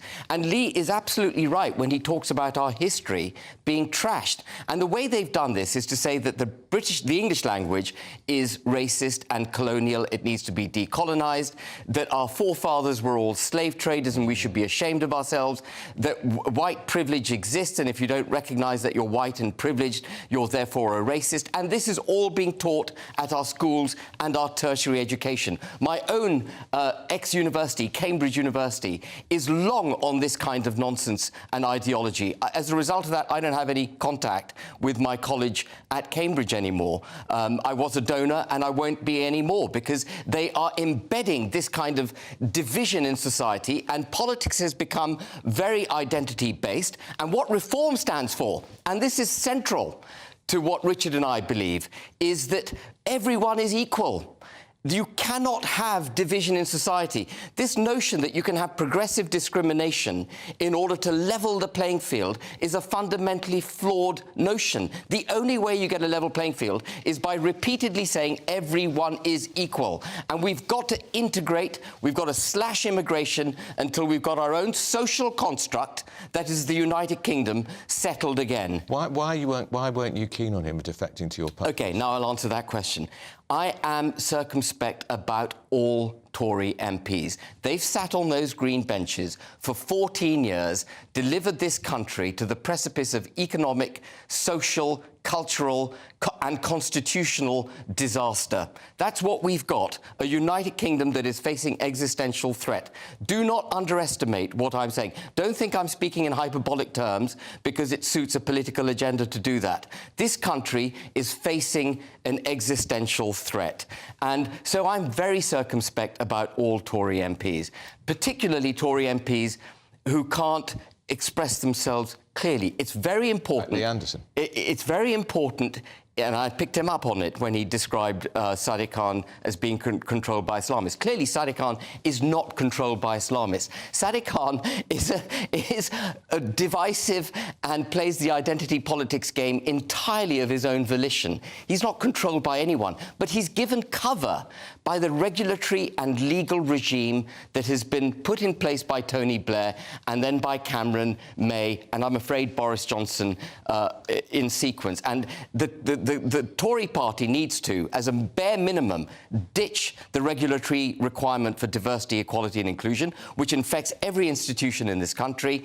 And they need to recognise that the only way for equality for this country, the only way we're going to get a settled social construct, the only way we're going to do away with marches on our streets espousing hate against democratically settled states in the Middle East, is by settling the social status of the United Kingdom. Scarlett, let's bring you in then to give us your thoughts on that. We need less diversity, equity and inclusion to bring the country together. And Lee Anderson speaks to those people who want that. Yeah, I mean, Lee Anderson certainly speaks to a certain sort of people. I don't quite understand when we talk about having to protect mosques and synagogues, and then Ben says this is because we don't have integration. Well, it proves multiculturalism isn't working, Scarlett. But what we've got division in society. What we want is a country where you have mosques and synagogues and churches and everybody feels fine about it. I think it's really, really important. I mean, my sister's just come back from Kerala in India and says, unlike northern India, where there is a real problem with Hindu nationalism, actually in Kerala there are mosques, there are masses of Catholic churches. I mean, what we want here is we do want integration. We want a country that is at peace with itself. But we haven't got one. And it's lovely. I don't want to be Kerala. And it's getting worse. I don't want to be India, to be frank. I want to be Britain. Yeah. Let me just ask you this. What does Lee Anderson bring to the party in terms of publicity? We've just seen that press conference being streamed live on all major news networks. That's not happened before with the Reform UK conference. He brings that, doesn't he? Yeah, he brings that. And, I mean, Lee, by his own admission, has been on a political journey from Labour Party to Conservatives and now eventually to a genuinely small C Conservative Party. And, you know, the proof of the pudding will be in the eating. And, of course, even though I'm circumspect about Tory MPs, of course, any Tory MP who shares our ideology, who wishes to put the United Kingdom first, wishes to settle that social construct, wishes our economy to do well, has a low-tax, small-state view of the way the world should be, is welcome. Well, and how many are you talking to?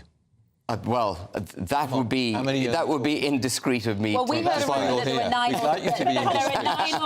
9 or 10 Conservative MPs in conversation. As far as Lee is concerned, I mean, it was absolutely... What he said is, I want to stand to be an MP. He's been thrown out. You know, the Tories won't have him anymore until he apologises. And so he's gone to you. I mean, that's the thing about Lee Anderson, is he's just a complete... Well, actually, I can put you right on that. Sunak was making strenuous efforts to retain Lee. They may have suspended him, but they regretted it. They did. So... But he wouldn't... Sunak had to say, because, I mean, we both know that Sunak's incredibly weak. He had to say, you have to apologise, you have to do something, and he wouldn't do it. So it was absolutely obvious. I could have told you a week ago that you were going to take Lee Anderson, even though you know he's a loose cannon. Well, if you knew... You know he's going to cause you trouble. If you knew a week ago, you knew a week before me, pretty much, because we had to go through a process to ensure that we were ideologically aligned, that we had a common view of how the economy should be managed and our social construct. Were those conversations easy? Yeah. I think that means well, that's a very knowing laugh, Becca B. But listen, you've all discussed it, and he's there. Lee Anderson is the new Reform MP. First one, is he the first of many? Princess of Wales on that photo. Don't go anywhere. A brighter outlook with Box Solar, sponsors of weather on GB News. Hello, very good day to you. Welcome to your latest GB News weather update brought to you by the Met Office. For many, it is going to stay largely dry as we go through today, but a bit of a chilly feel towards eastern parts because low pressure to the southeast of the UK is dragging in an easterly wind, and that's a chilly wind, and we're going to see quite a bit of cloud here. Thick cloud could lead to a few spots of rain and some murky conditions lingering into the afternoon. Otherwise, though, many places largely dry. Some outbreaks of rain for Northern Ireland and perhaps western Scotland too, and a few showers in the southwest of the UK, but here also some decent bright or sunny spells. Temperatures around or a touch below average for the time of year, like I said, feeling chilly towards the east. Later on, as we go through the evening, some more persistent rain feeding in across parts of northwest Scotland, but then it's as we go through the early hours that we're likely to see some rain spreading across parts of Northern Ireland and then reaching western parts of England, Wales and Scotland too. Further east, staying dry, and there will be some clear skies, perhaps a touch of frost and also a few patches of fog to watch out for, but most places starting relatively mild tomorrow. However, as we go through tomorrow, it is going to be wet, it is going to be windy at times too. The heaviest rain likely to be over higher ground towards the west, particularly over the hills and mountains of North Wales. Here we could see some significant totals building up, but most places will see some wet and windy weather for a time, but temperatures rising. We have some warmer air pushing in to highs of around 13 or 14. Bye-bye. That warm feeling inside from Boxed Boilers, sponsors of weather on GB News.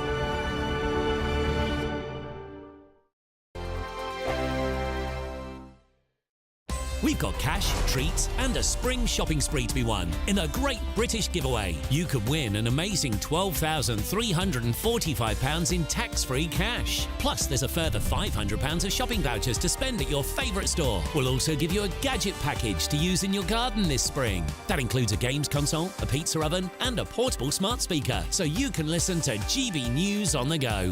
For another chance to win the vouchers, the treats and £12,345 in tax-free cash, text GBWIN to 84902. Text costs £2 plus one standard network rate message. Or post your name and number to GB03 PO Box 8690 Derby DE1 9TT. UK only. Entrance must be 18 or over. Lines close at 5 p.m. on Friday the 29th of March. Full terms and privacy notice at gbnews.com/win. Please check the closing time if watching or listening on demand. Good luck. GB News is the home of free speech. We were created to champion it, and we deliver it day in, day out. Free speech allows us all to explore and debate openly the issues most important to us, our families, and of course, the British people. Having challenging conversations to enlighten each other. Which is why we hear all sides of the argument. We are the People's Channel. We will always stand by the freedom to express yourself. On TV, radio and online. This is GB News, Britain's news channel. I'm Christopher Hope. And I'm Gloria Di Piero, bringing you PMQ's live here on GB News. Every Wednesday we'll bring you live coverage of Prime Minister's questions when Rishi Sunak and Sir Keir Starmer go head-to-head in the House of Commons. We'll be asking our viewers and listeners to submit the questions that they would like to put to the Prime Minister, and we'll put that to our panel of top politicians in our Westminster studio. That's PMQ's live here on GB News, Britain's election channel. I'm Michelle Dewberry, and I'm not here to tell you what to think. I'd much rather hear what you have to say. So, send in your opinions to gbviews@gbnews.com. Keep them clean, and you never know, I might read them out. With my panel here on Jubes & Co, we debate, we get stuck into the issues of the day on a show where all views are welcome, especially yours. GB News, the People's Channel, Britain's news channel. I think the most exciting bit for me is talking to people. People who I think are ignored often by the major news channels. We're going to give news they want to hear. There's a voice there that needs to be heard. I think there's a chance here for a diversity of opinion to be expressed, which you don't find elsewhere. It's really exciting. We don't hold back. We're free to say how decisions that are taken here affect us all around the country. Only on GB News, the People's Channel, Britain's news channel.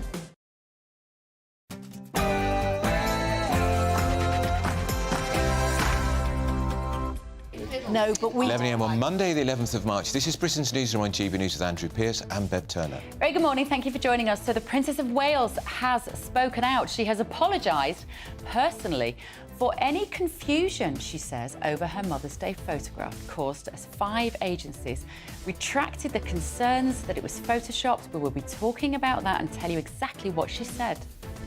And the former Tory MP Lee Anderson, he's defected to Reform UK.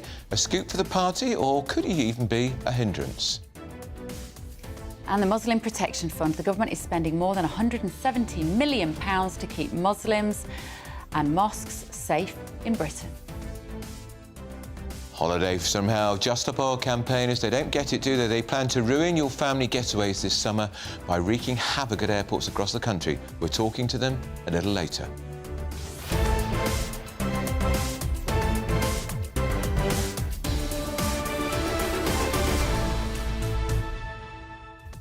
Extraordinary. So the statement is directly from her.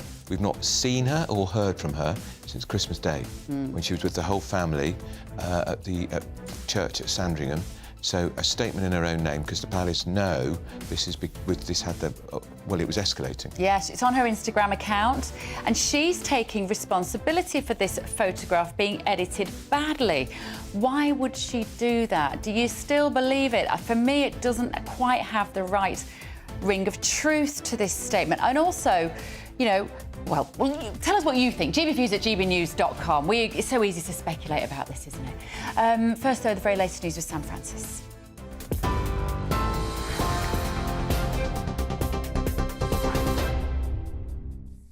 Bev, Andrew, thank you very much. Good morning from the GB Newsroom. It's just gone 11 o'clock and we start with the news that we've heard in the last half hour that Lee Anderson has become Reform UK's first MP in a blow to Prime Minister Rishi Sunak.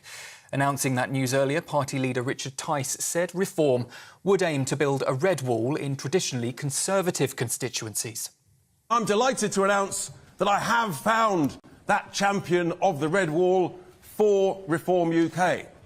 He's also, coincidentally, going to be Reform UK's first Member of Parliament in the House of Commons.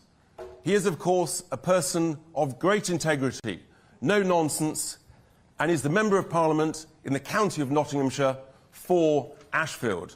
Please welcome Mr. Lee Anderson. Well, Lee Anderson was stripped of the Conservative whip after refusing to apologise for claiming that Islamists had, he said, got control of the London mayor. Mr Anderson was deputy chairman of the Conservatives until he resigned in January amid another row that the government's plan to send migrants to Rwanda was incorrect, he said. Speaking in London in the last half hour, Mr Lee Anderson said he would aim to serve the beliefs of the British people. Parliament doesn't seem to understand what many British people want. And quite frankly, some of them need to get out more. I made some remarks a few weeks back about the London mayor, for which I was stripped of the whip from the Conservative Party. And let me be clear right now, on this stage, I will not apologise. It is no secret that I've been talking to my friends in Reform for a while, and Reform UK has offered me the chance to speak out in Parliament on behalf of millions of people up and down the country who feel that they're not being listened to. Well, in other breaking news that we've heard in the last hour or so, the Princess of Wales has now personally apologised for, she said, any confusion over the family photograph that was issued on social media and on Mother's Day after it was withdrawn by some news agencies over claims that it may have been digitally altered. It was the first official picture of the Princess and her family since her abdominal surgery and was said to have been taken by Prince William. But it was withdrawn over concerns that a number of edits may have been made, including to the left sleeve of Princess Charlotte's cardigan. Well, the Princess said that, like many amateur photographers, she occasionally experiments with editing. 3 former Conservative Home Secretaries are today calling for a united front to tackle extremism from Islamists and far-right groups. In a joint statement, Dame Priti Patel, Sir Sajid Javid and Amber Rudd are urging both Labour and the Conservatives to work together to understand and combat the issue. It comes as Community Secretary Michael Gove is preparing to announce a new government definition of extremism. Meanwhile, more than 50 victims of Islamist terror attacks have signed a separate letter condemning anti-Muslim hate, and they say it's important to separate extremists from the majority of British Muslims. Meanwhile, the government has pledged over £117 million to safeguard mosques, Muslim schools and community centres across the country over the next 4 years. The funding, unveiled today, follows the Prime Minister's promise to allocate more than £70 million to protect Jewish community sites. Other royal news today, the Queen will lead the royal family at this year's Commonwealth Day service later as the King continues his cancer treatment. Her Majesty, accompanied by the Prince of Wales and other key members of the royal family, are due to gather at Westminster Abbey for the annual celebration. And this year's event draws on the theme of resilience against the backdrop of health worries among the royal family. And though he'll miss today's service, His Majesty will deliver a video message reaffirming his commitment to serve the 56 member countries to the best of his ability.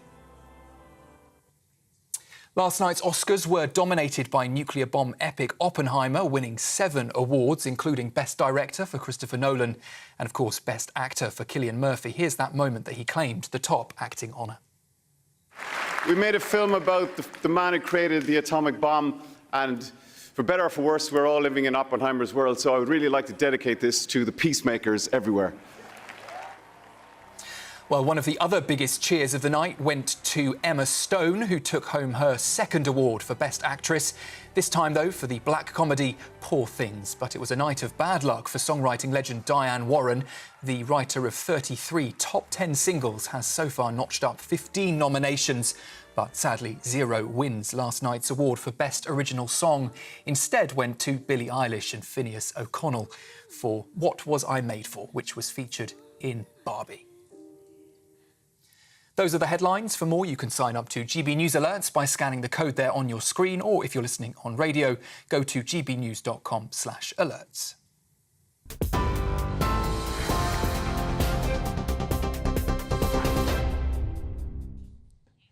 Very good morning. Thank you for joining us. Britain's Newsroom on GB News with me and Andrew. Lots of you getting in touch at home about this announcement that Lee Anderson is joining the Reform Party. Pete says, I find it appalling that a person can be a Labour and then change to Conservatives, and now he's Reform. His political compass is haywire. Where and how can we trust Lee Anderson when he himself doesn't know his true political direction?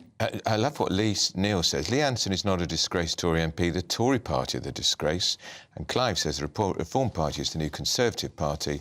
In changing Reform, Lee is simply staying true to his Conservative roots. Well, let's see if he is. Let's go now to our political editor, Chris Hope, at the Reform UK press conference. Good morning, Chris. Interesting response from our inbox. A lot of our viewers, of course, love Reform UK. They think that Lee Anderson's appointment is entirely positive, but it won't be greeted like that from all sides of the political spectrum, will it? Andrew and Bev. Yeah, morning. I'm here in Westminster with this news breaking that the MP for Ashfield, the independent MP for Ashfield, former Tory party deputy chairman, has joined the Reform Party, and he joins me now. Lee Anderson, some of our viewers, some of them positive, but some are saying, how can they trust you? You were a Labour councillor, then a Tory MP, now then independent, now a Reform MP. Well, first of all, Chop, I don't think people are actually saying that. I think this is journalists again being mischievous. I've just seen in this hall today, look, and I've said numerous times today, this morning, that I'm going to put my country first, the constituency comes second, and then the party, unfortunately, comes third. So I'm doing it for my country. That was an email read out by my colleague Bev Turner just now on air saying that very thing. That was probably from Keir Starmer, was it?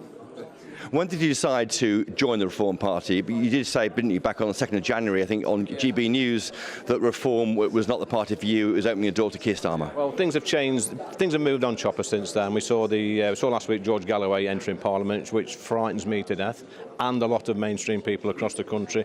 That's scary. He's mobilising.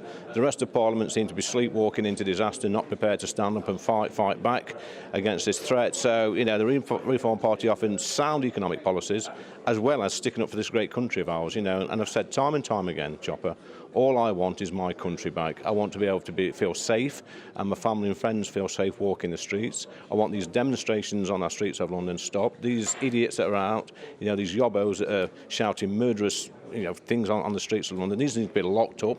It's all well and good, you know, spouting out strong words from the steps of Downing Street and in the chamber. But people want action. They want to see action. They want to see this stop. They want our country back. And, you know, we should be incredibly proud of this country and its achievements over hundreds and hundreds of years. But we seem now to be apologising for our past, our history, our culture. It's a gift to the world, this great country of ours. We've given this world so much, but slowly but surely, we're giving this country away to people who just do not like our way of life. How will you get your country back? By leaving the party governing that country? So that's by campaigning up and down the country with Reform UK, making sure that people get out. People have now got a reason to vote, because the big thing I was picking up on the doorsteps over the past 6 or 7 months or so is that people will not go out and vote next time. You know, the reason the Labour Party are 20 points ahead, is because a lot of the Conservative voters just don't want to vote. They feel politically homeless at the moment. Now, this might trigger a few people now to thinking, actually, there is a different party. There is something to vote for. There's a reason to go out on election day and vote for something completely different. Because at the moment, the Conservative Party and Labour Party, you can't divide them. And no money's changed hands? Absolutely no money at all. I'm hoping that Tyson will buy me a pint later, but I have more chance of getting a pint out of him than I have from you, the Chopper. And when did you tell Rishi Sunak? Pardon? When did you tell the Prime Minister? I've not told him. He's finding out on GB News right now. Well, you'll find out from the press conference this morning. No, I mean, Twitter's been alive with rumours this morning. You know, I've got no truck with Rishi. I think he's a good man. I think he's a decent man. But they should have never took the whip off me. You know, and when you look around the country, Chopper, at the amount of support I've had over my comments, and you know this from GB News, the amount of emails that's come in, over 4,000 emails in inbox at work, a sack full of mail. You know, everywhere I go, people want to shake my hand. You know, I was at a football match last week, people coming up to me, shaking my hand and saying, well done, Lee. I've got the mood of the nation, I'm pretty sure I have. Now, there'll be some people that obviously say that he's not, he's a fascist, he's a bigot, he's all these silly things. Nothing I said a few weeks back about Mayor Khan was Islamophobic or racist. It's nonsense. You know, people need a voice. And if I can't speak up for them in that place over there, then I might as well not be there. And just finally, any other colleagues might join you? I have no idea. I suppose the drums will be beating now, and there'll be lots of messages going backwards and forth, Chopper, but I don't know. That's up to them. Andrew and Bev, back to you. Bev, you have a question for Lee Anderson. Lee, morning, and it's a big moment for Reform UK. Now, will you put your money where your mouth is, Lee, and have a by-election, trigger a by-election? Because that's what happened in 2014 when Carswell and Reckless left the Tory party and defected to UKIP, and they both won and won big. You could win big. Are you going to do it? That's Andrew Pearce, our colleague at GB News, saying, will you have a by-election? You could win big. It happened with Douglas Carswell. Why not put your money where your mouth is? Yeah. And you have signed, in fact, a motion, haven't you? Anthony Mangle's motion. You've signed that before. Why not have a by-election and back yourself? Well, Andrew needs to watch what happened earlier. He's obviously not paying attention, is Andrew. It's a bit like him as well, Andrew. Pay attention to what I said earlier, Andrew, and that is that there could be an election in May. So it'd be rather foolish to call a by-election now. There you are, Andrew. Bev, got a question? Andrew Pearce a hard time, so I'm on board. He's just won my vote. Right, thank you both, Lee Anderson, Christopher Hope. Okay, They're really good. Very good question from my colleague Andrew Pearce about the potential for an by-election. And if there isn't a by-election if there isn't a general election in May, he could have the by-election in June. Yeah, really interesting. You know, you can't knock him, can you? He's likeable. Have you told what did Rishi Sunak say? I haven't told him. He's probably just watching the telly. Well, Prime Minister, gbviews@gbnews.com is the email if you would like to let us know what you think about that last-minute defection there, or very recent defection. And of course, Labour are laughing. I'm sure they are. Because there have been many. We know from our own email box here, text box, so many Tory voters who are voting Reform next time because they're fed up. Right, this is the big story of the day. The Princess of Wales has now personally apologised for confusion over the family photograph issued by Kensington Palace over the weekend. She's put this on her Instagram site. She said, like many amateur photographers, I do occasionally experiment with editing. I wanted to express my apologies for any confusion the family photograph we shared yesterday caused. Hope everyone's celebrating and had a very happy Mother's Day. Now, she, we're told, didn't take the photograph. Her husband, Prince William, did. But she then edited it afterwards. Well, our royal correspondent, Cameron Walker's got the latest. This is a turn-up. Cameron, we knew the palace would say something, but in the own words of the Princess of Wales herself. Yeah, I think they absolutely had to say something, and I think it just shows how incredibly seriously the Princess is clearly taking this issue, because she has personally released that statement. So as you said, Andrew, it was the Prince of Wales that took that image of the Princess and her 3 children in an attempt to provide some reassurance from the Princess, who's still continuing to recover from abdominal surgery. I do understand that the Prince and Princess were keen to show an amateur family photograph in the privacy of their own home in Windsor, and that the Princess did herself make minor adjustments to that image. But clearly now the question is, well, surely somebody in Kensington Palace would have looked at the photo, thoroughly looked at the photo before it was published, because they knew that this was going to be an incredibly scrutinised photograph. The conspiracy theories over the last few weeks as to the state of the Princess of Wales's health have been wild, and there are, if you look at the photo closely, some very obvious errors, but clearly it appears to be quite an innocent mistake from the Princess of Wales here. But it does raise a wider issue, and that is if the Prince and Princess insist on privacy and kind of doing everything themselves and having overall control of the images of the Princess and indeed their children by taking the image themselves, as is common with the children's birthdays. The Princess usually takes those images. By not allowing an independent news photographer into their guarded world, that clearly has now created problems. 4 major international news agencies have pulled the photos because it's been manipulated, as well as the Press Association, which is in regular contact with the palace here in the United Kingdom. They have also pulled the image. So it has now damaged the integrity of the information and photographs we're getting from Kensington Palace. They will hope that the Princess's statements today will make sure that it blows over in time for the Commonwealth service, Commonwealth Day service in Westminster Abbey. I suspect this isn't the end of it, and I think there's some wider issues that have been raised here. OK, thank you, Cameron. And remind us as well why you're at Westminster Abbey today. Yeah, so it is the Commonwealth Day service. It's the 75th anniversary of the Commonwealth Day. 56 independent nations who want to bring together prosperity and democracy and peace. The King is head of the Commonwealth. He's not going to be here, but he has delivered a message, a video message, which is going to be played at the Commonwealth service this afternoon, saying that it's a precious source of strength, inspiration and pride. But the biggest line, I think, is he wants to continue serving to the best of his ability, the best of my ability. Now, that is the line that Queen Elizabeth II used following her Platinum Jubilee celebrations in June 2022, serving to the best of my ability. The King is receiving regular treatment for cancer. He will not be attending the service here today because he's not attending any public engagements while he has that treatment. Neither is the Princess of Wales, but the other major royals will be here representing the Crown, as well as you can probably see behind me, lots of yellow signs. The Republic protests too. So it's going to be a busy day here at Westminster Abbey. Thank you, Cameron, and you will be bringing us that later on GB News. Still to come this morning, Just Stop Oil are planning on ruining your summer holidays. That's right, they're going to be protesting at airports so that your aeroplane does not take off. We're going to be talking to them to see if they can justify their plans. You're with Britain's Newsroom on GB News. Nana Queer, weekends from 3 p.m. So after his mad dash to see his father last week, Prince Harry predictably went on TV to talk about it.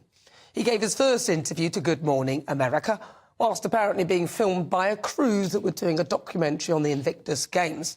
He didn't disclose his father's diagnosis, but frankly, even the fact that he was on TV talking about it was concerning. No wonder they're keeping him at arm's length. This is what he said. How did you get the news that the King was ill? I spoke to him. And what did you do next? I jumped on a plane and went to go and see him as soon as I could. How was that visit for you emotionally? Look, I love my family. The fact that I was able to get on a plane and go and see him and spend any time with him, I'm grateful for that. An illness in the family can have a galvanizing or sort of reunifying effect for a family. Absolutely. Is that possible in this case? Yeah, I'm sure. Throughout all these families, I see it on a day-to-day basis. The strength of the family unit coming together. He also said that he loves his family, but then he said that he had his own family in America. So which family does he love? The late Queen's last few years of life were marred with accusations of racism, which Harry later backtracked on, claiming that they hadn't actually used the word, so inadvertently admitting to gaslighting us all. But the Sussex's stock is falling in the States, and the only thing that makes them interesting is their proximity to the royal family. And now the King is ill, Harry has even offered to muck in and take on official duties to help his father. Look, I want to see reconciliation and love and joy, but I'm afraid Meghan has yet to even speak to her father as far as we know, and Harry didn't apparently even reach out to his brother. Whilst his dad might fall for it, I doubt William will be as soft. Good luck with that, Harry. Big news, big debates, big opinion. Patrick Christie's Tonight is the week's biggest show. Every weekday, 9 to 11 p.m, we've got the inside track on the day's top stories. There'll be sharp takes you won't get anywhere else. We will set the news agenda, not just follow it, and I want to bring you along for the ride. Whatever it is, we'll have our finger on the pulse. It's news, but it's this close to entertainment. Patrick Christie's Tonight, 9 to 11 p.m, only on GB News, the People's Channel, Britain's news channel. I'm Michelle Dewberry, and I'm not here to tell you what to think. I'd much rather hear what you have to say. So, send in your opinions to gbviews@gbnews.com. Keep them clean, and you never know, I might read them out.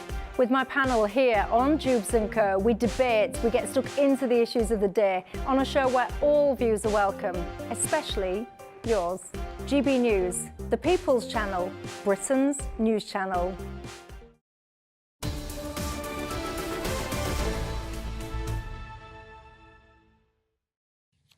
Very good morning. Good morning. We're nattering here in the studio. Of course we are. Emma Wolfe is back with us and Matthew Laza. So we've had the official confirmation. We were speculating before, but Lee Anderson is now a member of the Reform Party. Three parties, Lee. He's already being called. I think what you saw from Ben Habib's reaction there was some in Reform will be a little nervous about what Lee might say and might get up to. So I don't think it's a slam dunk for Reform. Obviously, it's a coup, but I'm not sure that it's a slam dunk in terms of, Lee is his own man and he's not going to be restrained by any party's concerns. And back in 2014, we had two MPs defected to UKIP, Mark Reckless and Douglas Carswell. They both put it to a by-election and won. Yeah. And in 2015, the UKIP won millions of votes. They didn't. They held one MP. Yeah. Carswell. That was it. Absolutely. So I mean, is this what's going to happen with Reform? Yeah, I mean, it looks like. I mean, the first past the post system does not make it easy for challenger parties. Richard Syce is now a supporter of proportional. Absolutely, as is Nigel. Yeah, I mean, Nigel has been for a while. I mean, I think what you said, Andrew, was absolutely right. That if we don't have a May election, we should expect Lee to fight a by-election. And from a political junkie's point of view, political commentator's point of view, what an amazing by-election it would be with these three parties plus this independent whose party runs the whole of the local council. Why should he? No. He was suspended by the Conservatives. Yeah. Yeah. So he doesn't have to fight. He doesn't have to fight a by-election. And it costs money. It costs about Costs money. I love Three Parties Lee. We can add that to 30p Lee, which is what everybody calls him. And wasn't he brilliant saying, no, I didn't tell Sunak. Didn't tell him. I know. Why should he? Yeah. But you see, Sunak obviously considered him to be an electoral asset not that long ago. He made him deputy leader of the Conservative Party because of the appeal to this. I hate this. Chairman. Sorry, what did I say? Leader. Sorry, deputy chairman of the party. Just a slight difference. Because he does represent this awful phrase, the red wall. When he was in the Labour Party, we joked with him that we should do stickers saying "Lee for leader" because we thought he'd be the authentic working class voice, a John Prescott-like figure as the deputy leader of the Labour Party. We didn't know that his views would develop as they have at this point, but I didn't realise that it would be Lee for leader. We have to keep crossing out the name of the party. But why don't you look at how the parties have changed? When parties change, people's views change.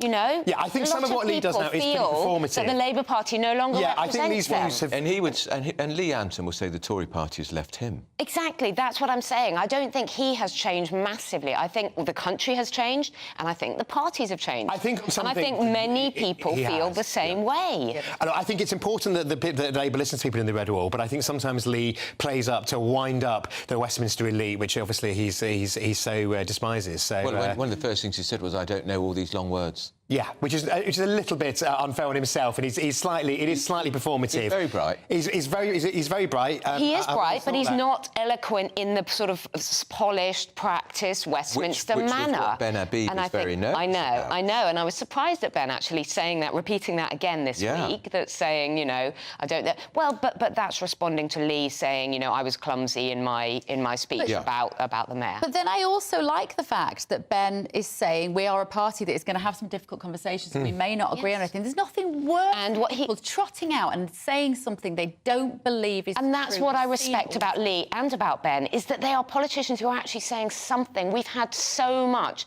empty rhetoric. We've had years now of politicians answering their own question or not answering any question at all or literally just saying nothing, just corporate speak. And I think people feel, you know, and Lee's many things, but he's not a smooth, cookie-cutter politician. No.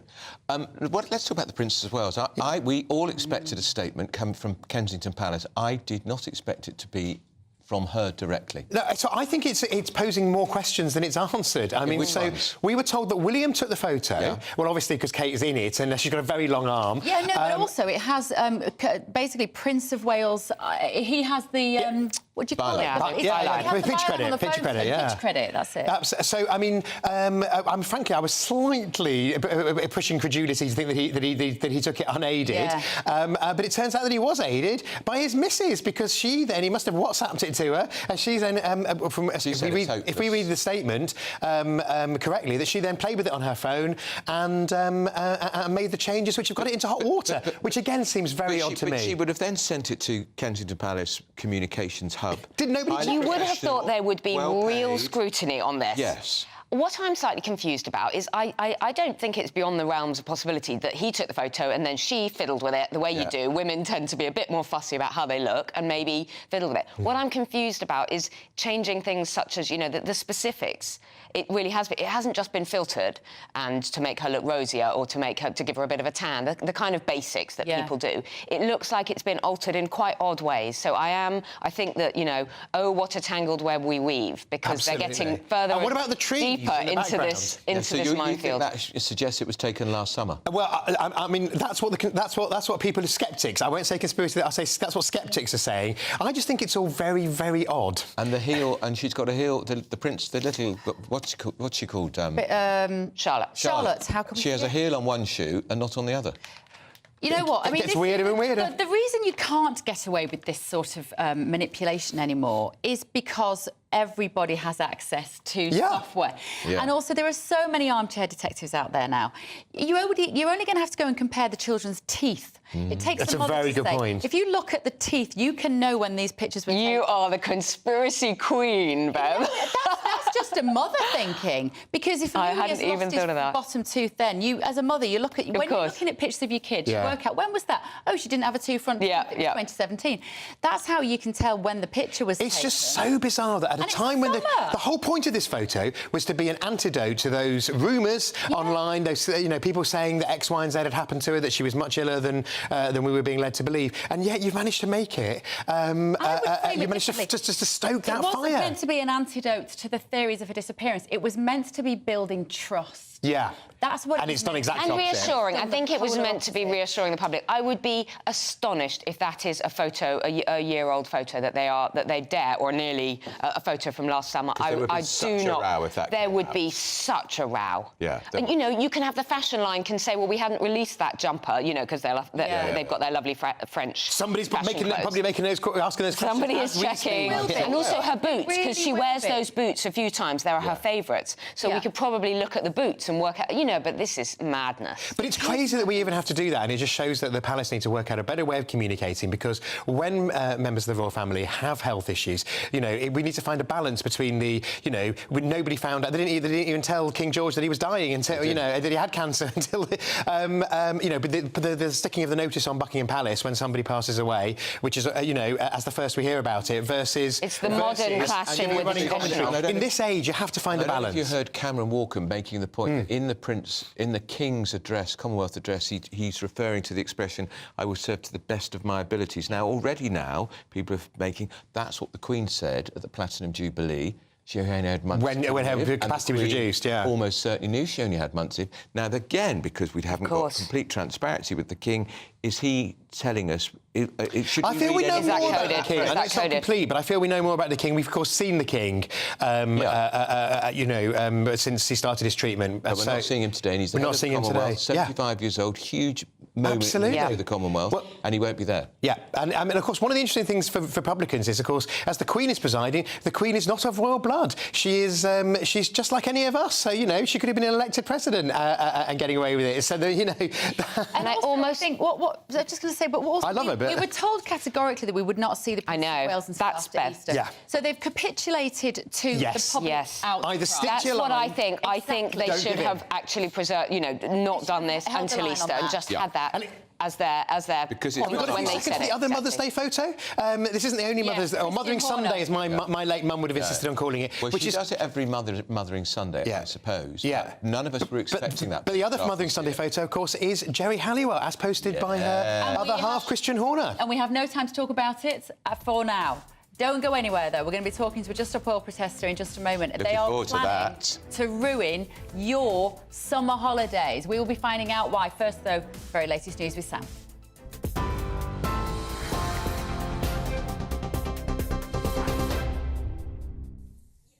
Bev, Andrew, thank you very much. 11:30, exactly the headlines this half hour.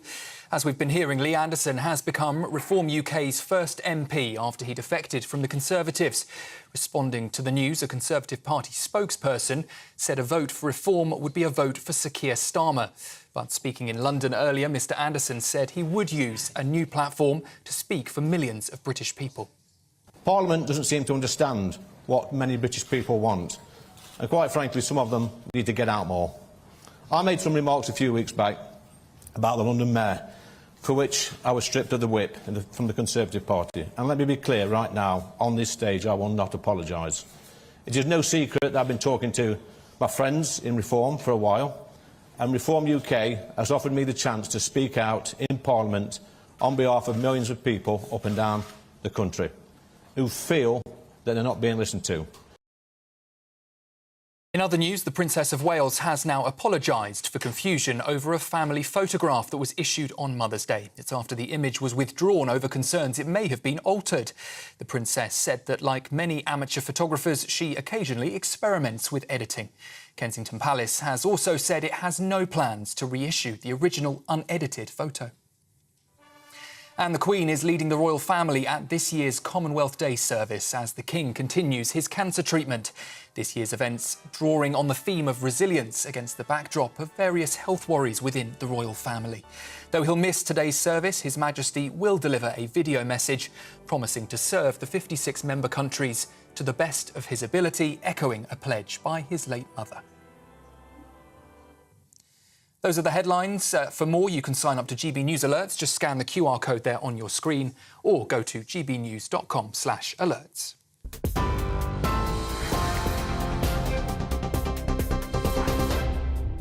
For exclusive, limited edition and rare gold coins that are always newsworthy, Rosalind Gold proudly sponsors the GB News Financial Report. And here's a look at the markets this morning. The pound will buy you $1.2845 and €1.1741. The price of gold is currently £1,695 and 2 pence. That's per ounce. And the FTSE 100 is at 7,629 points. Rosalind Gold proudly sponsors the GB News Financial Report. Right, up at noon, Good Afternoon Britain with Tom and Emily. They are here with us in the studio. What's coming up on the show, guys? We've got one big question, Bev. Who's next? After Lee Anderson has quit the Conservative Party and joined the Reform UK Party, we wonder, who are these extra dozens of MPs that Richard Tice has said he's speaking with? And could there be a mass exodus of Conservative MPs worried about their seats, thinking they might have a better chance with Reform than with the Tories? And what implications does that have for our politics? What implications does that have for the general election? Yes, and Lee has previously spoken about how you should trigger a by-election under these kind of circumstances. So should there be a by-election? We got that question to him when he was with Chris Hope, and he said, well, I've said, Andrew and Bev, there's possibly an election in May. We don't need a by-election. I don't think anybody thinks there's an election. There's not going to be an election. So if there's no election in May, let's have the by-election in June. Yes, I mean, it would be principled, considering he said so previously, that that's the right thing to do. But also, looking at the rise of UKIP in 2014... They won both by-elections. In August, Douglas Carswell defected from the Conservatives to UKIP. He was a big believer in direct democracy. He held a by-election in his own seat so that he could swap from one party to another, and he won with 60% of the vote. Yeah, he did. And then in Rochester and Stroud, which was 100 seats down UKIP's target list, it wasn't a top target. The demographics weren't particularly UKIP-y. And Mark Reckless, their candidate, former Conservative, switched to UKIP, held a by-election, and they won that one too. It showed a confident party. And it showed momentum for that party. So there's a real question of the tactics of Reform UK here. If they're not going to hold a by-election, is that going to stunt their momentum? There's likely to be a by-election up in Blackpool South. There will be a clamour in a few weeks. How will they do that? And more longer term, will they find him a different seat to stand for, where he's a shoo-in? Oh, that's the worst sort of. Well, send your ideas to Tom and Emily where you would like Lee Anderson to stand. And there's one final thing to note. Well, you're going to have to leave them on a cliffhanger. You'll have to tune in at 12. All that of course they'll be tuning in. First, a quick break.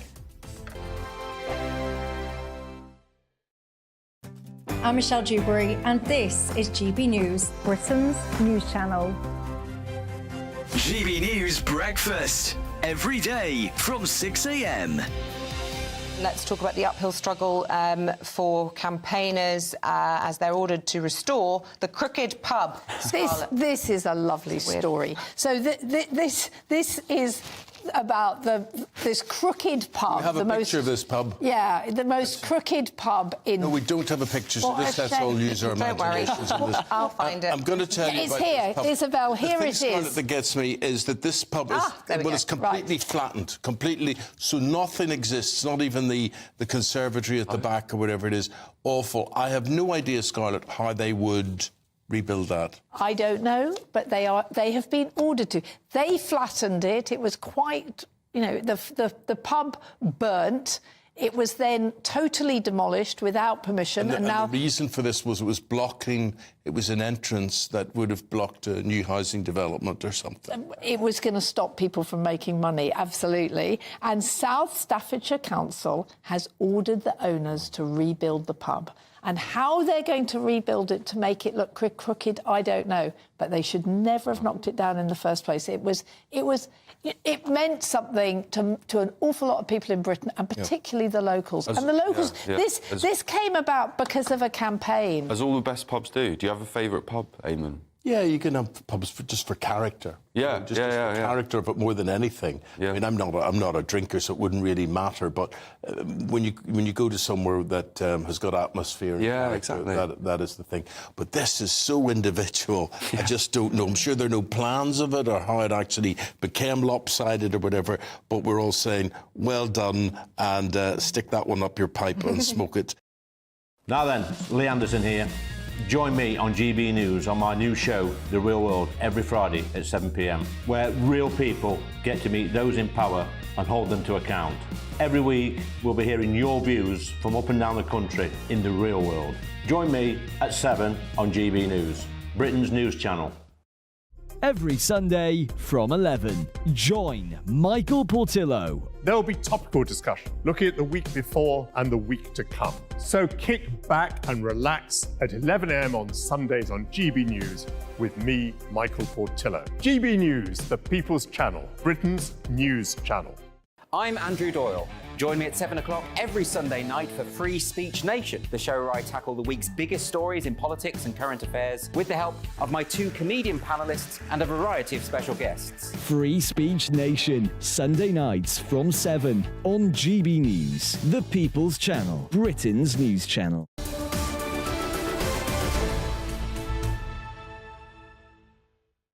What's the time? The time is 11:38. You're with Britain's News on GB News with Andrew Pearce and Bev Turner. And the time is time up for the Tories because Reform UK will be delighted. That's right. They've got their first Tory MP. He is Lee Anderson of this parish. They will be regretting big time suspending him from the party because if they hadn't suspended him, he would still be a Tory MP. Well, Deborah says, I am a current Conservative Party member and previous association chairman and officer. Like Lee Anderson, I've been doing an awful lot of soul-searching with regards to my political allegiances. I stepped down from my deep involvement with the local federation. I could not, with good conscience, stand on doorsteps campaigning for a party that has contributed to the downfall of our country and the values I did not believe in. I have already decided to vote for reform. Yeah, and Marion says, ignore criticism of Lee moving from both Labour, because he started off with Labour, then he went to the Tories. He's just doing what electors from the Red Wall did when moving to the Conservatives. And George says, hi, Andrew and Bev, you need to rethink that the Reform Party will not win any seats in the next election. They may. We're just all making the point, George, is that when UKIP were on this roll and they had 2 defections, which they both held one at by-elections, Carswell held on to his seat in 2015, Reckless didn't, and they got no other MPs, UKIP. Absolutely great news for us all, says Alan, that Lee Anderson is joining the Reform Party, and what a fantastic speech. He tells it like it is. He represents my views. Jeremy, everything that man said is truth. Millions are resonating with his thoughts. More success to Reform. Interestingly, I've been looking at some of how the news sites are reporting Lee Anderson's arrival at the Reform Party. And, of course, they're very much explicitly making the connection with Nigel Farage. So they're announcing it as Lee Anderson joins Nigel Farage's party. Because much as we like Richard Tice, the big beast in the jungle there, the biggest beast, is Nigel Farage. He really is.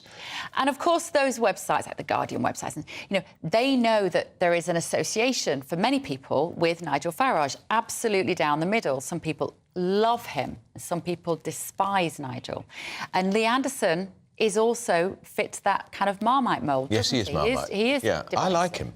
I like him. But what I like him, and what Lee said there is, I think I represent the mood of the nation. He said, I am speaking to the... And I think he's right. There is a change in the air. Yeah, and I think these marches every Saturday for Palestine, which are not peaceful, they're seen that the police are turning a blind eye to the anti-Semitism, which is on evidence, and the moment... Well, I gave the example in the papers today, the picture of the guy holding the Hamas poster up, Hamas, a terrorist, bundled to the ground and arrested. And some people, of course, would say that they are marching for peace. That's what they're marching for in Gaza. Just need to point that out. It's all the wokery as well. Front of the Mail today, all these councils spending millions of pounds on diversity, the NHS spending millions of pounds. What do we need all this for? And Philip, good morning, Philip.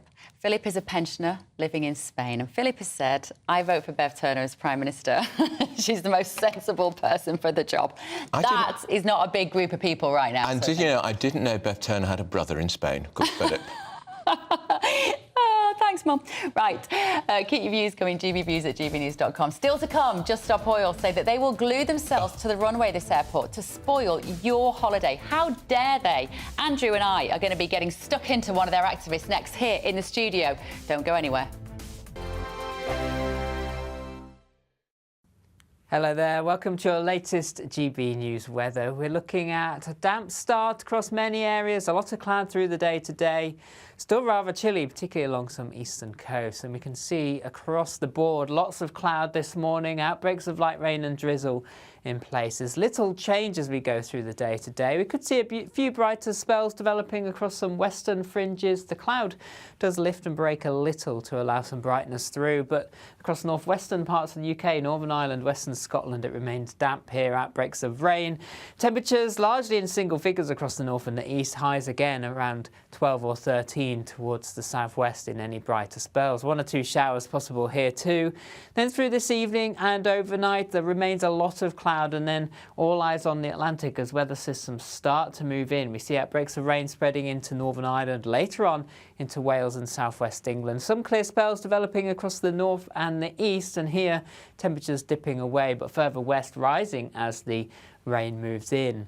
So Tuesday, a bit of a west-east split. Areas of rain across western areas, slowly pushing north and eastwards through the day. Some of this could be heavy at times. So another cloudy day to come for many. The winds start picking up behind this weather system, but coming in from the southwest, so that allows temperatures to rise. Best of the dry, brighter weather holding on across northern parts of Scotland. Temperatures starting to rise, 13 or 14 in the south. I'm Christopher Hope. And I'm Gloria Di Piero, bringing you PMQ's Live here on GB News. Every Wednesday we'll bring you live coverage of Prime Minister's questions when Rishi Sunak and Sir Keir Starmer go head-to-head in the House of Commons. We'll be asking our viewers and listeners to submit the questions that they would like to put to the Prime Minister, and we'll put that to our panel of top politicians in our Westminster studio. That's PMQ's Live here on GB News, Britain's election channel. I think the most exciting bit for me is talking to people. People who I think are ignored often by the major news channels. We're going to give news they want to hear. There's a voice there that needs to be heard. I think there's a chance here for a diversity of opinion to be expressed, which you don't find elsewhere. It's really exciting. We don't hold back. We're free to say how decisions that are taken here affect us all around the country. Only on GB News, the People's Channel, Britain's news channel. Tired of the usual focus-tested, pre-prepared Westminster runaround? Well, so am I. So you want higher taxes? Is your department to blame for this? Are you rethinking this policy? Every Sunday at 9:30, I'll be sitting down with those in power to get the truth about the issues affecting you. Let's be honest, we've known about the cost pressures of this project for years, not months. That's the Camilla Tominey Show, a politics show with personality. On GB News, the People's Channel, Britain's news channel.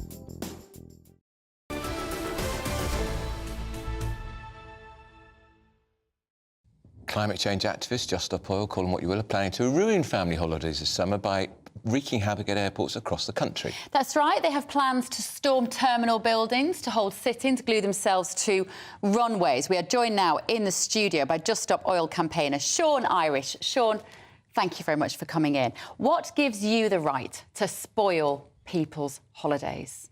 When they work hard all year, they make money to go away once a year and enjoy a week of sun, and then you lot are going to be sat there stopping their plane takeoff. It breaks my heart.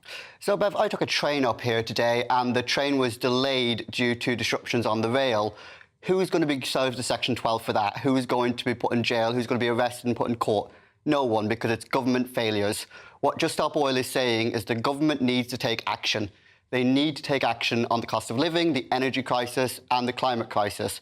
There is a simple demand: just stop new oil, just stop Tory oil, and there will be no need for us to take direct action. You wouldn't stop. You wouldn't stop. You wouldn't stop, because this government is doing quite a lot already. You know that. You know they're failing, Andrew. Let's not lie. No, I'm not lying. You are. Why? Go back to Bev's question. What right have you got to sit on a runway and stop a plane taking off when people have worked hard for that money all year round? It may be the only holiday they can afford to have. So we are looking at a cost of living crisis. We have to be realistic about this. 1% of aviation, the people who take the flights, contribute 50% of aviation fuels, right? This is a massive contributor to the climate crisis. What we are saying is the government is not taking action. And what have people done historically when their government ignores them? They take action. They make themselves unignorable. But you want to ground all flights, don't you?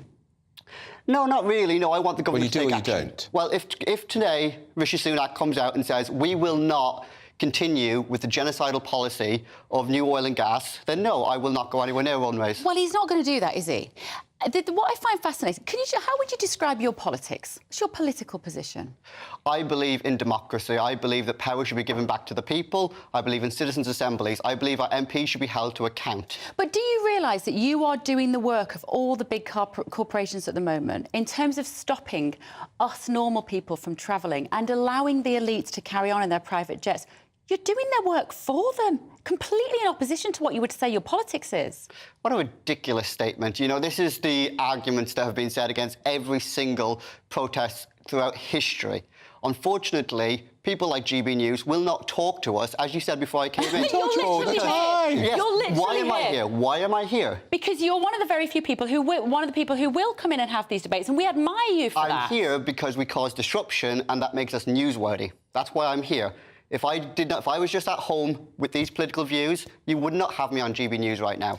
But then I understand that, and I understand that you need to do some sort of radical protest, but you're losing the public. That's right. So when you have Rishi Sunak and Keir Starmer rowing back on their green policies, it's because they're responding to the electorate.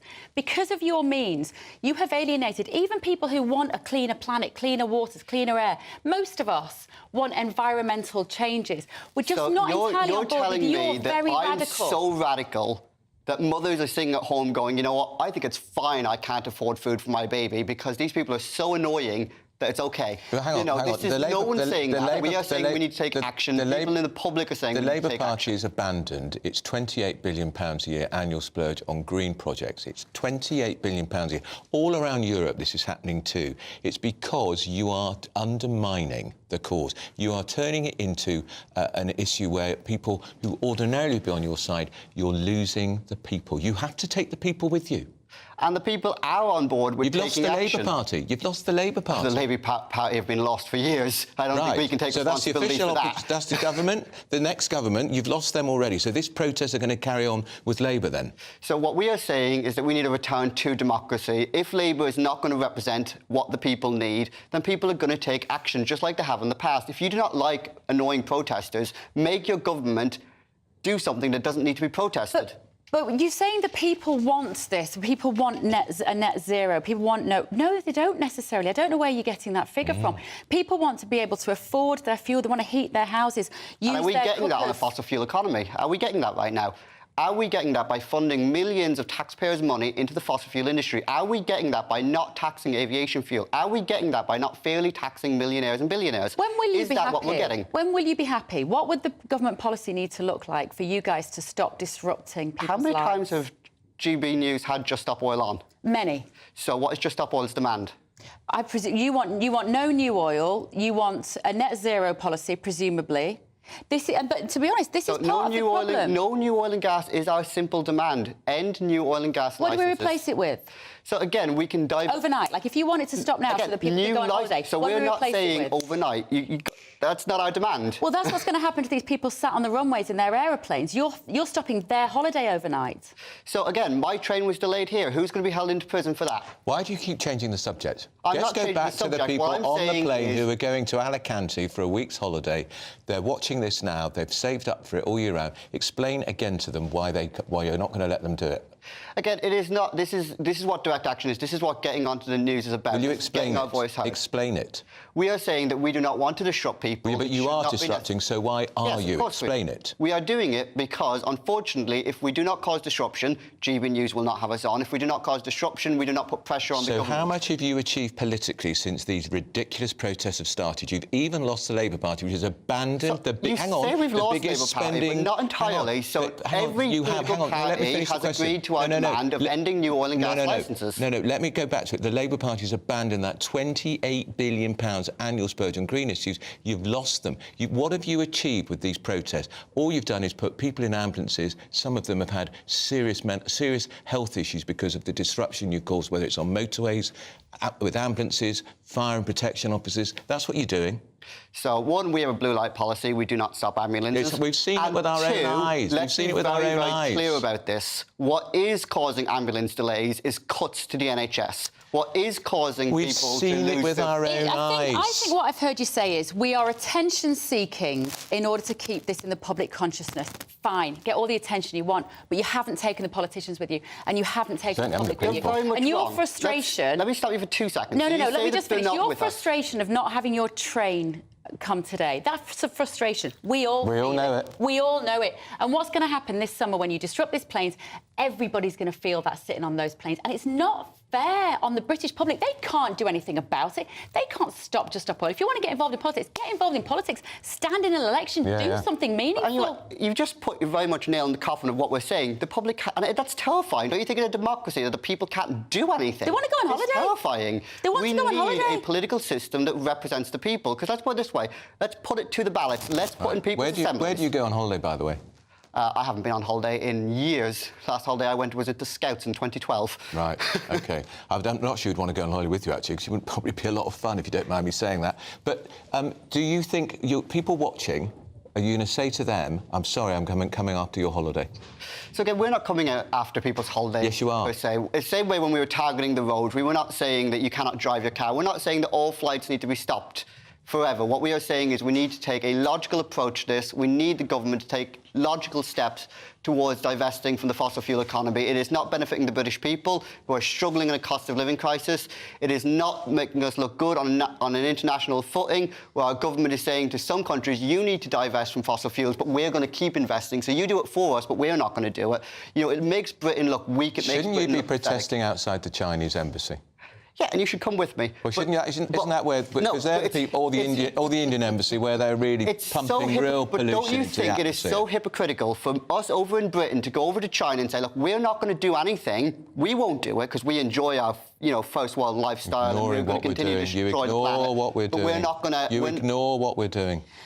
Sean, it's been their electric and gas bill every quarter. Well, let's put it to the people, demand people's assemblies, get GB News to defend people's assemblies and actually put it to the people. Labour, as I said, you're doing the work of all the major corporations. And Labour, by the way, have just abandoned their plan for people's assemblies. Sean, we appreciate you coming in. We appreciate the robust conversation. Just Stop Oil campaigner Sean Irish there. Thank you very much. Right, that's it from Britain's Newsroom today. Up next, Emily and Tom, here they are. A defection to start the week, but what could roll from here? Is this the first of many, and how do the Conservative Party respond? Could they be in for electoral wipeout? And Princess Catherine has apologised for the confusion over her family photograph. She says she was simply experimenting with Photoshop, but now there are calls for her to release the unedited photograph. Should she, or should she ignore them? All of that after your weather. Looks like things are heating up. Boxed boilers, sponsors of weather on GB News. Hello, very good day to you. Welcome to your latest GB News weather update brought to you by the Met Office. For many, it is going to stay largely dry as we go through today, but a bit of a chilly feel towards eastern parts because low pressure to the southeast of the UK is dragging in an easterly wind, and that's a chilly wind, and we're going to see quite a bit of cloud here. Thick cloud could lead to a few spots of rain and some murky conditions lingering into the afternoon. Otherwise, though, many places largely dry. Some outbreaks of rain for Northern Ireland and perhaps western Scotland too, and a few showers in the southwest of the UK, but here also some decent bright or sunny spells. Temperatures around or a touch below average for the time of year, like I said, feeling chilly towards the east. Later on, as we go through the evening, some more persistent rain feeding in across parts of northwest Scotland, but then it's as we go through the early hours that we're likely to see some rain spreading across parts of Northern Ireland and then reaching western parts of England, Wales and Scotland too. Further east, staying dry, and there will be some clear skies. skies, perhaps a touch of frost and also a few patches of fog to watch out for, but most places starting relatively mild tomorrow. However, as we go through tomorrow, it is going to be wet, it is going to be windy at times too. The heaviest rain likely to be over higher ground towards the west, particularly over the hills and mountains of North Wales. Here we could see some significant totals building up, but most places will see some wet and windy weather for a time, but temperatures rising. We have some warmer air pushing in to highs of around 13 or 14. Bye-bye. That warm feeling inside from Boxed Boilers, sponsors of weather on GB News.